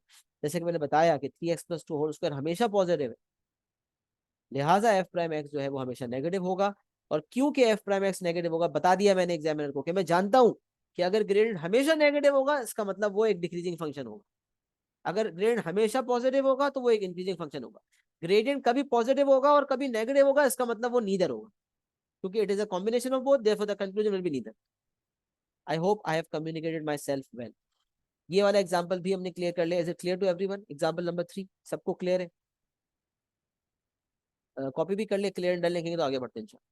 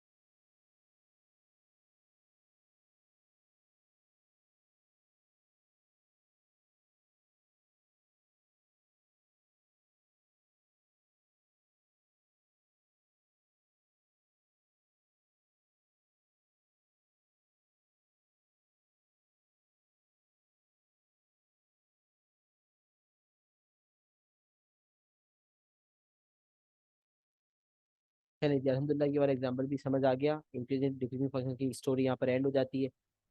ये नोट मैंने जो है यहाँ भी लिख दिया है रिटर्न में। If a function is always increasing और always decreasing it will have no turning points, hence it will be a one to one function and therefore it will have an inverse। ये हमने ऊपर example में apply किया था, but यहाँ फिर भी एक एहतियातन नोट भी लिख दिया कि अगर एक फंक्शन हमेशा इंक्रीजिंग है या हमेशा डिक्रीजिंग है, इसका मतलब उसके कोई टर्निंग पॉइंट्स नहीं होंगे। और जब उसके कोई टर्निंग पॉइंट्स नहीं होंगे, इसका मतलब वो एक वन टू वन फंक्शन होगा। और क्योंकि वो वन टू वन फंक्शन है, इसलिए उसका इन्वर्स एग्जिस्ट करेगा। तो ये नोट लिख दिया ताकि आपके जहन में ये अच्छी तरह बात रहे। अच्छा, अब अगला अगला जो स्टेप है ना, वो है एंगल बिटवीन टू लाइन्स।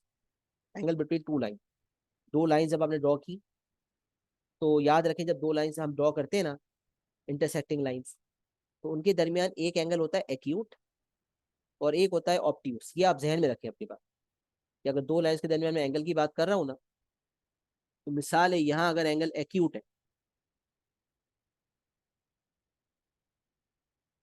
फिर दूसरी जगह वो ऑप्टियूस होगा।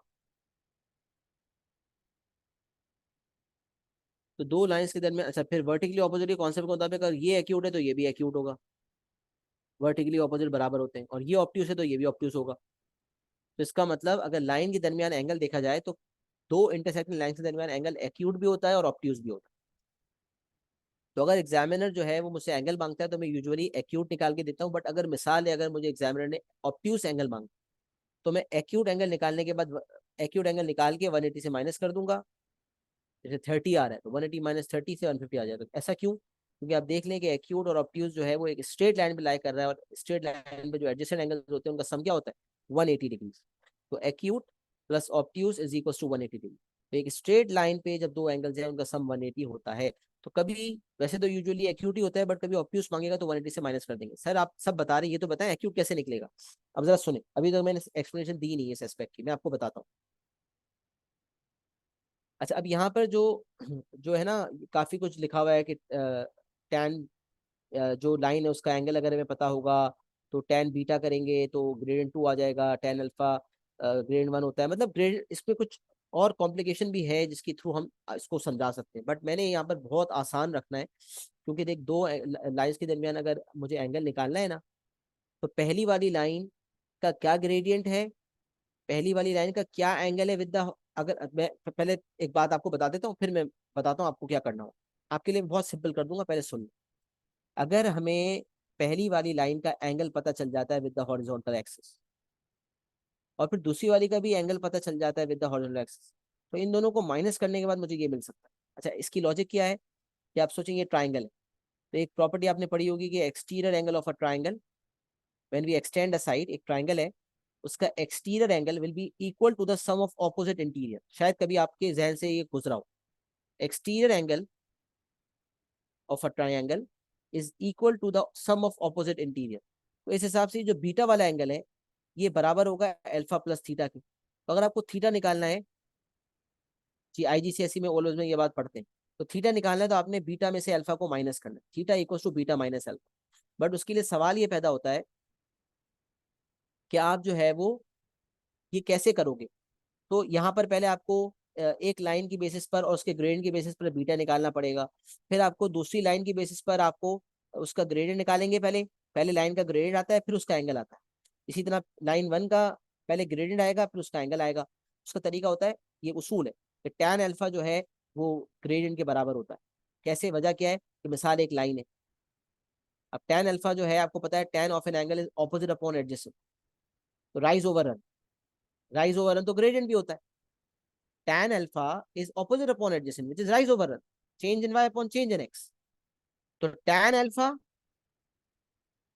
भी राइज ओवर रन है और ग्रेडियंट भी राइज ओवर रन है। तो पता चला tan ऑफ एन एंगल, अगर एक लाइन का हॉरिजॉन्टल एक्सिस से एंगल पता चल जाए तो tan एंगल हमें ग्रेडियंट बता देता है। तो tan of an angle is the gradient. तो अगर मुझे एंगल निकालना हो और ग्रेडियंट पता हो तो मैं tan इनवर्स करके एंगल निकाल सकता हूँ। सही है, एंगल पता हो तो ग्रेडियंट आ जाएगा, ग्रेडियंट पता होगा तो एंगल आ जाएगा। बट यहाँ पर मसला क्या होता है कि यहाँ पर भी ट्रिग्नोमेट्री इन्वॉल्व होती है, कभी कभार ग्रेडियंट नेगेटिव आता है, फिर मुझे सोचना पड़ता है, कॉम्प्लिकेशन थोड़ी ज्यादा आ जाती है। अभी दोनों लाइन अपवर्ड स्लोपिंग है तो सोचना भी आसान, करना भी आसान। जब एक डाउनवर्ड स्लोपिंग होती है, एक अपवर्ड स्लोपिंग होती है तो कॉम्प्लिकेशन बढ़ जाती है। बस एक बॉटम लाइन जो डायग्राम बना उसका आइडिया दे रहा हूँ कि अगर मुझे पता चल जाए पहली लाइन का angle with the x axis with the horizontal, और दूसरी का भी एंगल पता चल जाए विद द हॉरिजॉन्टल, दोनों को माइनस करके एंगल निकलता है। एक ये तरीका होता है, बट इसमें कॉम्प्लिकेशन है, इसलिए इस कॉम्प्लिकेशन में आपको पढ़ाना ही नहीं। एक सिंपल सा फॉर्मूला बताऊंगा, उसके थ्रू आपका हमेशा एंगल बिटवीन टू लाइंस आ जाएगा। तो I am not entering into any confusion, क्योंकि यहाँ लिखा हुआ है tan अल्फा tan बीटा, तो आपको मैंने कनेक्शन बता दिया कि जब tan ऑफ एन एंगल जो है वो राइज ओवर रन होता है और ग्रेडियंट भी राइज ओवर रन होता है। लिहाजा ये बात एक प्रूवन फैक्ट है, आपको कहीं ना कहीं काम आएगी कि जब किसी एंगल पे tan लगाया जाता है तो उस लाइन का ग्रेड आए। अगर किसी लाइन का विद द हॉरिजॉन्टल मुझे एंगल पता हो तो मैं tan ऑफ एन एंगल करता हूं तो मुझे ग्रेडियंट पता चल जाता है। सही है, एक एक एक तो ये बात हो गई। अब इसमें जो है वो एक फैक्चुअल बात है, सही है। लेकिन मैं आपको एक ऐसी चीज बता रहा हूँ जिसमें आपको नेगेटिव ग्रेडियंट पॉजिटिव ग्रेडियंट में कभी भी कंफ्यूजन नहीं होनी। आपको हमेशा एक फॉर्मूला लगाना है और आपका आंसर आ जाएगा। अब वो फॉर्मूला है ये, तो यहाँ भी लिखा हुआ है। इन दोनों में कोई फर्क नहीं है, इनमें फर्क ये है कि मैंने मॉडुलस लगा दी, यहाँ मॉडुलस लगा हुआ नहीं है। तो फॉर्मूला आपको मैं ये वाला बताता हूँ। जब भी, पहले मैं बॉटम लाइन दे दूँ, जब भी दो लाइंस के दरमियान आपको एंगल निकालना है तो आपको दोनों लाइन का ग्रेडियंट निकालना होगा। अब वो अक्सर कहता है angle between two tangents. Tangent to a curve जब होगा तो उसका ग्रेडियंट कैसे निकालते हैं, टेंजेंट का ग्रेडियंट कैसे निकाला जाता है, ये बात तो हम सब जानते हैं ना, कि d y by d x function निकालते हैं, ग्रेडियंट फंक्शन निकालते हैं, उसमें एक्स की वैल्यू को इनपुट करते हैं। जब एक्स की वैल्यू को इनपुट करते हैं तो हमारे पास क्या आ जाता है, ग्रेडियंट आ जाता है। तो अगर आपको दो लाइंस के दरमियान एंगल चाहिए तो you have to find the gradient of both the lines. ये है point number one, always find the gradient of both the lines. और उसके लिए हमें डिफरेंशिएशन का सहारा लेना पड़ता है। तभी हमने ये चीज पहले नहीं पढ़ी है। डिफरेंशिएशन पढ़ने का मकसद क्या है कि हमें दो लाइंस के दरमियान एंगल निकालने के लिए उनका ग्रेडियंट चाहिए होता है, और ग्रेडियंट के लिए ग्रेडियंट फंक्शन का सहारा लिया जाता है, और ग्रेडियंट फंक्शन डिफरेंशिएशन से आता है। तो अगर मुझे एक्यूट एंगल निकालना हो, अच्छा ऑब्ट्यूज भी निकालना होगा तो मैंने तरीका बता दिया। अभी ये एक्यूट के लिए लिखा हुआ है, the acute angle between the two lines with slopes m1 and m2 can be found using the following formula। तो पहली बात तो ये पता चली कि फॉर्मूला लगाने से पहले जो चीज चाहिए वो स्लोप्स है, वो ग्रेडियंट्स। तो जब दो लाइनों के दरमियान आपको एंगल निकालना है, if you have to find the angle between two lines, then you have to find the gradient of both the lines and then use the following formula. इसमें क्या है, gradient one minus gradient two divided by difference of both the gradients divided by one plus product of both the gradients. दोनों gradients का difference numerator में आएगा और one plus product of both the gradients will come in the denominator. ये मैंने modulus इसलिए लगाया कि अगर इस कैलकुलेशन का आंसर नेगेटिव आ जाता है तो उसको अल्टीमेटली पॉजिटिव करेंगे। ये हमने कोऑर्डिनेट ज्योमेट्री में सीखा था, शू लेस फॉर्मूला, कि अगर नेगेटिव वैल्यू आती है तो मॉडुलस के जरिए पॉजिटिव की जाती है। एरिया क्योंकि पॉजिटिव होता है, हमने एरिया निकालना सीखा था। यहाँ पर क्योंकि हमें एक्यूट एंगल निकालना है लिहाजा मॉडुलस का सहारा लेंगे, m1 minus m2 upon 1 plus m1 m2 करेंगे। अगर नेगेटिव वैल्यू भी आती है तो मॉडुलस लगने की वजह से पॉजिटिव हो जाएगी, और जब tan इनवर्स पॉजिटिव वैल्यू पे लगता है तो आंसर हमेशा एक्यूट आता है, एंगल हमेशा एक्यूट आएगा। तो अगर ऑब्ट्यूस मांगा गया है तो 180 से एक्यूट को माइनस करके फिर आप थीटा अगर एक्यूट है, थीटा एक्यूट है जैसे कि लिखा हुआ है, तो ऑब्ट्यूस निकालने के लिए 180 में से थीटा यानी कि एक्यूट एंगल को माइनस करेंगे तो आपको ऑब्ट्यूस एंगल पता चल जाए। तो whenever you have to find the angle between two lines, first you have to find the gradient of both the lines, in which you will be using the differentiation, the gradient function, for finding the gradients, and then you will be using this particular formula, and you have to memorize this formula. इसको भूलना नहीं है, इसको याद कर m1 minus m2, the difference of both the gradients, divided by, यहाँ बच्चे confuse होते हैं, कुछ बच्चे ऊपर प्लस लगा देते हैं और नीचे माइनस लगा देते हैं, कि पहले प्लस फिर माइनस, नहीं, यहाँ पर न्यूमरेटर में माइनस है, डिनोमिनेटर में प्लस, तो याद अच्छी तरह रखेंगे, सही है, ऊपर माइनस है नीचे प्लस है, पहले माइनस है फिर प्लस है,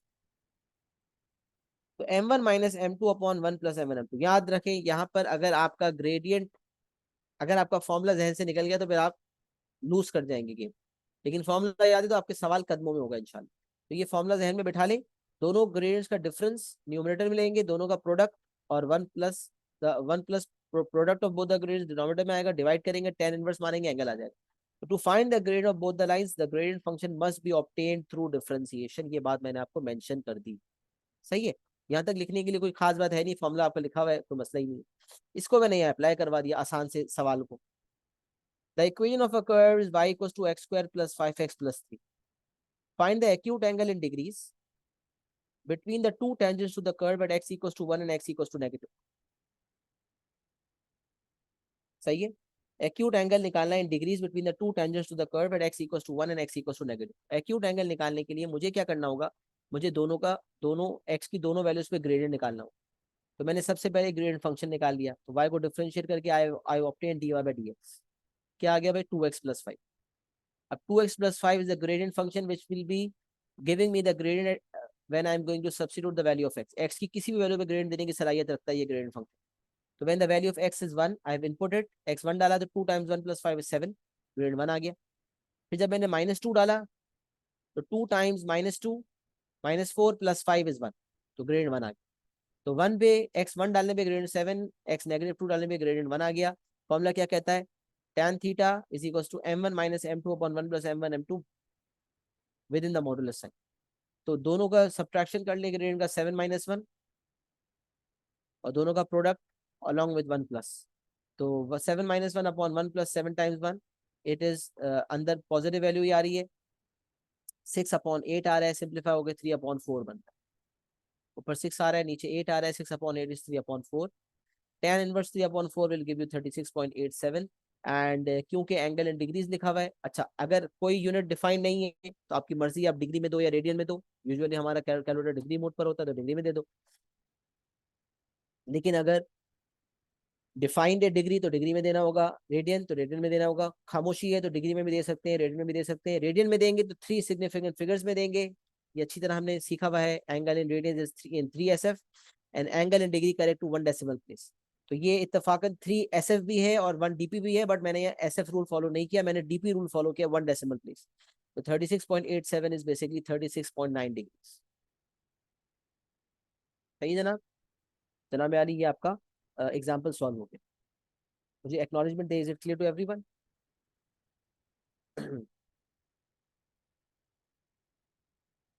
लिख भी लिया फटाफट, जल्दी से कर ले, लास्ट एस्पेक्ट डिस्कस करते हैं क्लास को खत्म करते हैं इंशाल्लाह। चलिए जबरदस्त, moving on towards the last aspect, and that is gradient of a tangent as a limit. Gradient of a tangent as a limit, ये 2020 मैंने इसलिए लिखा हुआ है कि ये वाला एस्पेक्ट 2020 के ऑनवर्ड्स आया। इसका मतलब टॉपिकल पास पेपर जो 2019 तक है उसमें इसका कोई एलिमेंट नहीं मिलता। 2020 के बाद भी इसका पिछले 3-4 सालों में मुझे कोई 2 सवाल नजर आए होंगे, 2-3 सवाल, मुझसे ज्यादा नहीं, क्योंकि बहुत छोटा सा एरिया है, 1-2-3 मार्क्स का एरिया है, बल्कि ये जब सवाल आ रहा है तो इसके साथ जो बाकी मार्क्स है वो फ्री के दे रहा है, और 5 पेपर का एक सवाल आपके एग्जाम्पल में मैंने लिखा हुआ भी है, उसको मैं एक्सप्लेन करता हूँ। तो ये एस्पेक्ट, पहले तो इसका मतलब क्या है, क्या क्या कहना चाह रहा है, सही है, और उसको क्यों हम हेडिंग हेडिंग जो डाली हुई है वो क्यों डाली हुई है, क्या वजह है, ये भी आपको थोड़ी देर में समझ आएगा। पहले मैं कुछ बातें करता हूँ ताकि आपको समझ आ जाए grade of a tangent at the limit से क्या मुराद है। अब मिसाल है, एक कर्व पे एक पॉइंट है, पॉइंट ए, सही है। अब ये बात आपको पता है कि सर्कल के टेंजेंट्स होते हैं, इसी तरह कर्व का भी टेंजेंट्स होते हैं, और एक होता है कॉर्ड, एक होता है टेंजेंट, एक होता है कॉर्ड। कॉर्ड क्या होता है, सर्कल के सर्कल की बाउंड्री पे कोई भी दो पॉइंट्स पकड़ लें और उनको ज्वाइन कर दें। Any two points lying on the circumference join together through a line and that line is called a cord. सही है, ये कॉर्ड होता है सर्कल वाला कॉर्ड। अगर अगर कर्व होगा ना, कर्व के भी कोई दो पॉइंट्स होंगे और उनको ज्वाइन करेंगे, वो भी कॉर्ड ही कहलाएगा। किसी कर्व के कोई भी दो पॉइंट्स अगर आप ज्वाइन कर लेंगे तो जो लाइन बनेगी वो कॉर्ड ही कहलाएगी। तो ये बात समझ ले कि जब कर्व पे कोई पॉइंट है और फार अवे दूसरे पॉइंट्स भी मौजूद है, तो हम दो पॉइंट्स को जब ज्वाइन करेंगे तो हमें कॉर्ड मिलेगा। सही है। अब जरा देखिए मैं क्या समझाने की कोशिश कर रहा हूँ। एक पॉइंट ए है और बहुत सारे और पॉइंट्स है B1 B2 B3 and B4।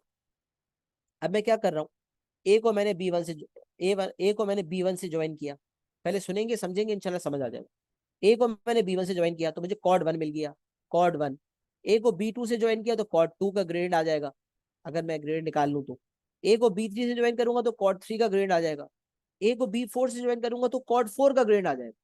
तो क्या हो रहा है, ये ग्रेडियंट पता चल रहे हैं मुझे। सही है ना, ग्रेडियंट पता चल रहे हैं। अब आप देखें, एक बात आप देखें कि ये ज्यादा स्टीप लाइन थी और कम होते होते होते ग्रेडियंट आपका कम हो रहा है।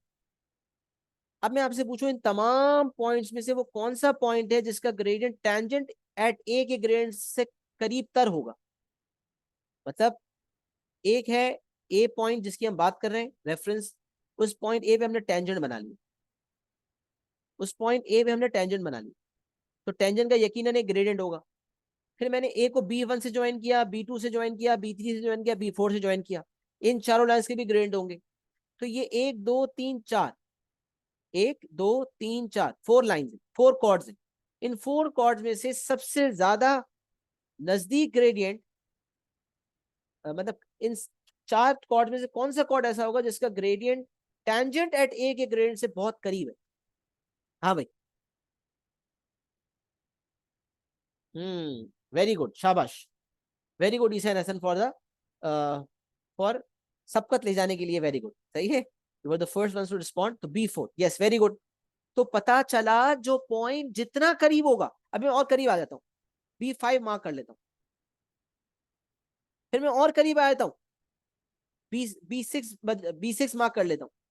तो अब एक वक्त आएगा कि मैं इतना करीब हो गया, जब चेंज इन एक्स बहुत स्मॉल हो ना, जिस पॉइंट पे टेंजेंट बना रहा हूं और वो पॉइंट जो दूसरा पॉइंट है जिसके थ्रू कॉर्ड बनाऊंगा, अगर वो पॉइंट और पॉइंट ए के दरमियान जो चेंज इन एक्स है वो बहुत स्मॉल है, यहां से यहां तक एक्स का चेंज है और आगे जाऊंगा तो एक्स का चेंज और ज्यादा है, जितना मैं करीब आऊंगा, मिसाल में बहुत करीब आके B5 मैंने मार्क कर लिया, तो AB5 का जो ग्रेडियंट होगा कॉर्ड का, वो तो टेंजेंट के बिल्कुल अप्रोक्सीमेटली इक्वल होगा।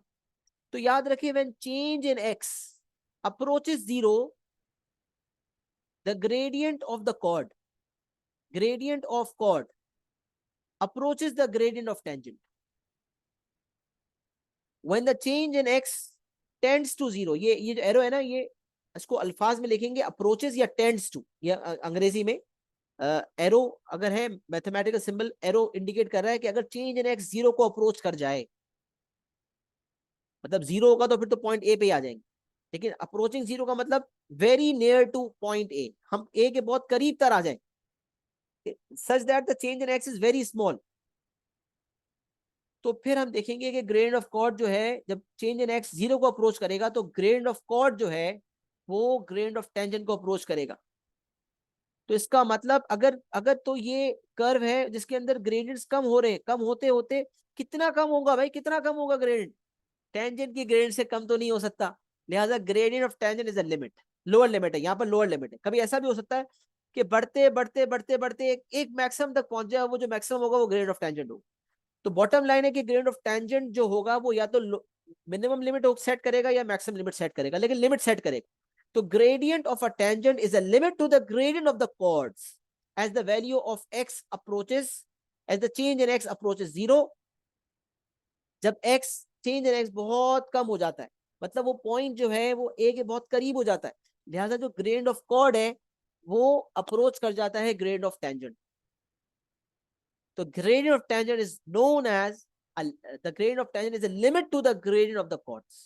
एक ये बात आपको समझ आ रही है। तो यहां पर मैंने कुछ बात कर लिखी है, सवाल में अप्लाई भी कराऊंगा। Find the grade of the chords AB1, AB2, AB3 and AB4। अभी सवाल हम देखेंगे ना, उसमें यही करवाया, ग्रेडियंट्स निकलवाए। अब ग्रेड निकालना तो कौन से मुश्किल मार्क्स है, फ्री के मार्क्स होते हैं, लेकिन यहाँ जो साबित करने वाली बात है वो है ही ये, असल चीज है ही ग्रेडियंट का निकालना और साबित करना। तो अब सुने कि सवाल किस तरह से आता है, फिर आपको किस तरह से रीजनिंग देनी है। Find the gradients of the chords AB1, AB2, AB3, AB4। AB1 का निकाला, AB2 का निकाला, AB3, AB4 का निकाला। And state giving a reason for your answer. What the values of the four gradients suggest about the gradient of the curve at the point A. तब यहाँ तो मैंने कोई कोऑर्डिनेट्स दिए नहीं है, लेकिन मैंने बॉटम लाइन लिख दी है कि अगर आपको सवाल आता है और कह रहा है कि सारे ग्रेडियंट निकालो और फिर बताओ कि इससे आपको क्या सजेशन मिलती है कि टेंजेंट का ग्रेडियंट क्या होगा, तो मैं बताऊँ क्या, कम होते होते होते AB4 का जो ग्रेडियंट होगा ना वो सबसे कम होगा।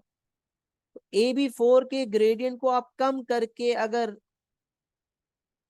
नियरेस्ट इंटीजर में राउंड ऑफ कर दो, राउंड डाउन कर दो बेसिकली, तो आपके पास ग्रेडियंट ऑफ टेंजेंट आ जाएगा। क्योंकि आप देखेंगे, ये ट्रेंड भी चेक करेंगे कि बहुत जो वैल्यू डेसिमल में आ रही होती है और कम होते होते होते होते एक ऐसी वैल्यू पे पहुंच जाएगी जैसे 2.00001।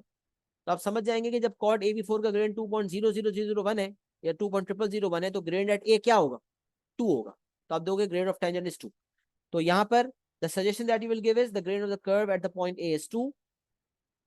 और फिर रीजनिंग वही दोगे जो मैंने आपको बताई थी कि क्योंकि ये पॉइंट B4 जो है वो ए से क्लोजेस्ट है, लिहाजा अप्रोक्सीमेटली टेंजेंट का जो ग्रेडियंट है वो ग्रेडियंट ऑफ कॉर्ड के बराबर होगा। और रीजन कैसे देनी है, मार्किंग स्कीम के आंसर के मुताबिक, ये भी मैंने लिखाई हुई ताकि इसमें कोई कंफ्यूजन हो ही ना।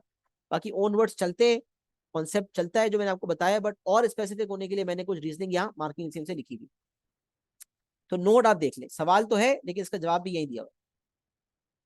The gradient of the tangent to the curve at a is approximately equal to the gradient of the chord AB4। क्या बोला भाई, जो tangent at A है, the gradient of the tangent to the curve at A, मतलब ये tangent वाली line, this is approximately equal to the gradient of the chord AB4। ये AB4 के ग्रेडियंट से approximately equal है, मतलब बहुत करीब है। वजह, as B4 is closest to A। तो पता चला जिस पॉइंट पे टेंजेंट का जिक्र एग्जामिनर कर रहा है, जिस पॉइंट पे टेंजेंट के ग्रेडियंट का जिक्र हो रहा है सवाल में, उस पॉइंट से करीब तर पॉइंट जो होगा उसके जरिए जो कॉर्ड का ग्रेडियंट निकलेगा वो टेंजेंट के ग्रेडियंट से करीब तर होगा, अप्रोक्सीमेटली इक्वल होगा। एक बात तो ये फैक्ट आ गया, the gradient of the tangent of the curve at A is approximately equal to the gradient of the chord AB4 as B4 is closest to A. अब यहाँ पर जो मार्क स्कीम ऑफ 2021 का आंसर लिखा हुआ है ना, वो भी मैं आपको बताऊंगा, लेकिन पहले हम सवाल देख लेते। और आप देखेंगे ये सवाल पास पेपर का 2021 में आए, ऐसे सवाल इक्का दुक्का और मिलेंगे, इससे ज्यादा सवाल है ही नहीं। और ये इतना ही आसान है जितना कि आपको यहाँ नजर आ रहा है। The equation of a curve is y equals to x minus 3 times root x plus 1 plus 3. The following points lie on the curve. Non-exact values are rounded to 4 decimal places. अब आपको 1 2 3 4 5, सबसे पहले पार्ट, जाहिर सी बात है सवाल तो बनाना है ना, 4 नंबर का सवाल किसी ने बनाना है, तो उसने पहला मार्क किस चीज पे दिया, फाइंड के giving your answer to 4 decimal places. मतलब क्या है, फ्री का मार्क है, पास पेपर का सवाल है भाई 2021 का। एक्स की वैल्यू 2 जो है डाल के दिखानी है, ओ लेवल में होता था ना, कर्व की इक्वेशन देता था और एक्स की वैल्यू डाल के पॉइंट्स मांगता था, तो ये पहला मार्क फ्री का है। x2 डालो, यहाँ भी 2 डाल दो, यहाँ भी 2 डाल दो, कैलकुलेशन करके आंसर दे दो और आंसर देना 4 डेसिमल प्लेस। तो मैंने x इनपुट किया, k का आंसर आ गया 1.2679। 4 डीपी में आंसर देना था, मैंने आंसर दिया, नथिंग डिफिकल्ट राइट। अच्छा पार्ट बी, फिर कह रहा है द ग्रेडियंट ऑफ ए ई निकालो। अब आप देखो ई जो है, ए ई आपसे पूछा है, तो आपने ग्रेडियंट ऑफ ए ई निकाल लिया, giving your answer correct to 4 decimal places. अब ए का ग्रेड निकालने के लिए के की वैल्यू आपके पास मौजूद थी, तो y2 माइनस y1 3 माइनस के, और के आ चुका है 1.2679। 3 minus 1.2679 divided by x2 minus x1, 3 minus 2। यहाँ से आपका जो ए का ग्रेड आया दैट इज 1.7321। सब ए का ग्रेड आपसे निकलवाया, सही है। अब आगे आ जाते हैं, the grades of B C D. अच्छा आप पहले गेम समझने की कोशिश करेंगे। यहाँ आपने देखा ए, यहाँ आपने देखा बी, यहाँ देखा सी, यहाँ देखा डी। कॉमन पॉइंट कौन सा नजर आ रहा है, कॉमन पॉइंट कौन सा है, ई। वेरी गुड, जबरदस्त, ई है। इसका मतलब आगे जो वो सवाल पूछेगा तो वो टेंजेंट एट ई का पूछेगा। जो पॉइंट देखो ना, यहाँ AB1 AB2 AB3 AB4 में कॉमन पॉइंट क्या था, ए, तो टेंजेंट एट ए का जिक्र हो रहा था। हालांकि वो वाजे करेगा आगे, लेकिन मैं वैसी तरीका बता रहा हूँ पकड़ने का, कि अब आपको कह रहा है बीई सीई और डी का ग्रेडियंट खुद दे रहा है, आपसे नहीं निकलवा रहा। लेकिन आप एक बात देखो कि सब जितने भी ग्रेडियंट से निकलवाए ये सारे कॉर्ड के ग्रेडियंट्स। इसमें जो एक कॉमन पॉइंट नजर आ रहा है दैट इज पॉइंट ई। इसका मतलब टेंजेंट एट ई जो है, अब मैं आपसे सवाल पूछूं, टेंजेंट एट ई किस ग्रेडियंट से करीब तर होगा? एक एक एक है एई, एक है बीई, एक है सी, एक है डी। कौन से कॉर्ड का ग्रेडियंट टेंजेंट के ग्रेडियंट के अप्रोक्सीमेटली इक्वल होगा? कौन से कॉर्ड का ग्रेडियंट टेंजेंट एट ई के टेंजेंट एट ई के ग्रेडियंट के अप्रोक्सीमेटली इक्वल होगा? वेरी गुड, शाबाश, पॉइंट डी। क्यों? क्योंकि point D is the nearest. देखिए 2 और 3 में तो 1 का फासला था एक्स में, यहाँ फासला कम है, 0.1 है, ज्यादा नहीं है। यहाँ 0.01 का फासला है, यहाँ 0.001 का फासला है। पॉइंट डी तो बिल्कुल ही चिपक गया ई से, इतना करीब है। तो जो चेंज इन एक्स है that is approaching zero. Actual change in x is 0.001।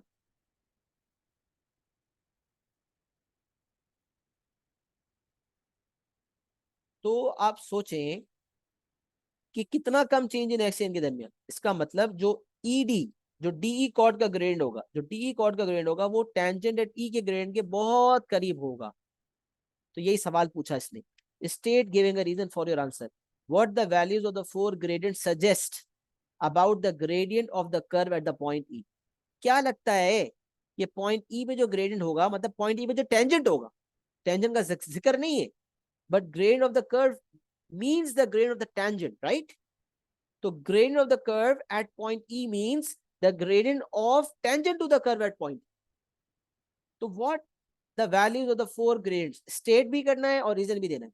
State giving a reason for your answer what the values of the four gradients suggest about the gradient of the curve at the point E। अब आसान भाषा में आप क्या कह सकते हो कि भाई ग्रेडियंट, आपने ग्रेडियंट देखे सारे, एक आपने निकाला था ग्रेडियंट पार्ट बी में 1.7321, किसका आया था भाई? ए का, क्योंकि ए सबसे दूर था ई से, तो ग्रेडियंट भी काफी अलग होगा।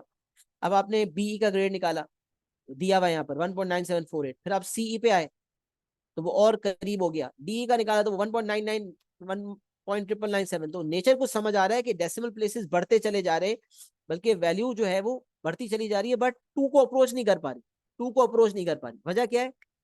टू को अप्रोच कौन करेगा? Tangent at E. 1.9748, 1.9975, 1.997, and now tangent at E, the gradient of tangent to the curve at point E will be 2। क्योंकि ये आप देखें वैल्यू करीब होती जा रही है, लेकिन हालांकि कितना करीब पहुंच गए हम, फिर भी 2 नहीं आंसर आ रहा, क्योंकि 2 तो लिमिट वाला आंसर है ना। लिमिट तो टेंजेंट का ग्रेडियंट होता है। सवाल हेडिंग क्या थी? Gradient of tangent as a limit. तो over here the gradient of tangent as a limit, it is increasing increasing but the limit is 2।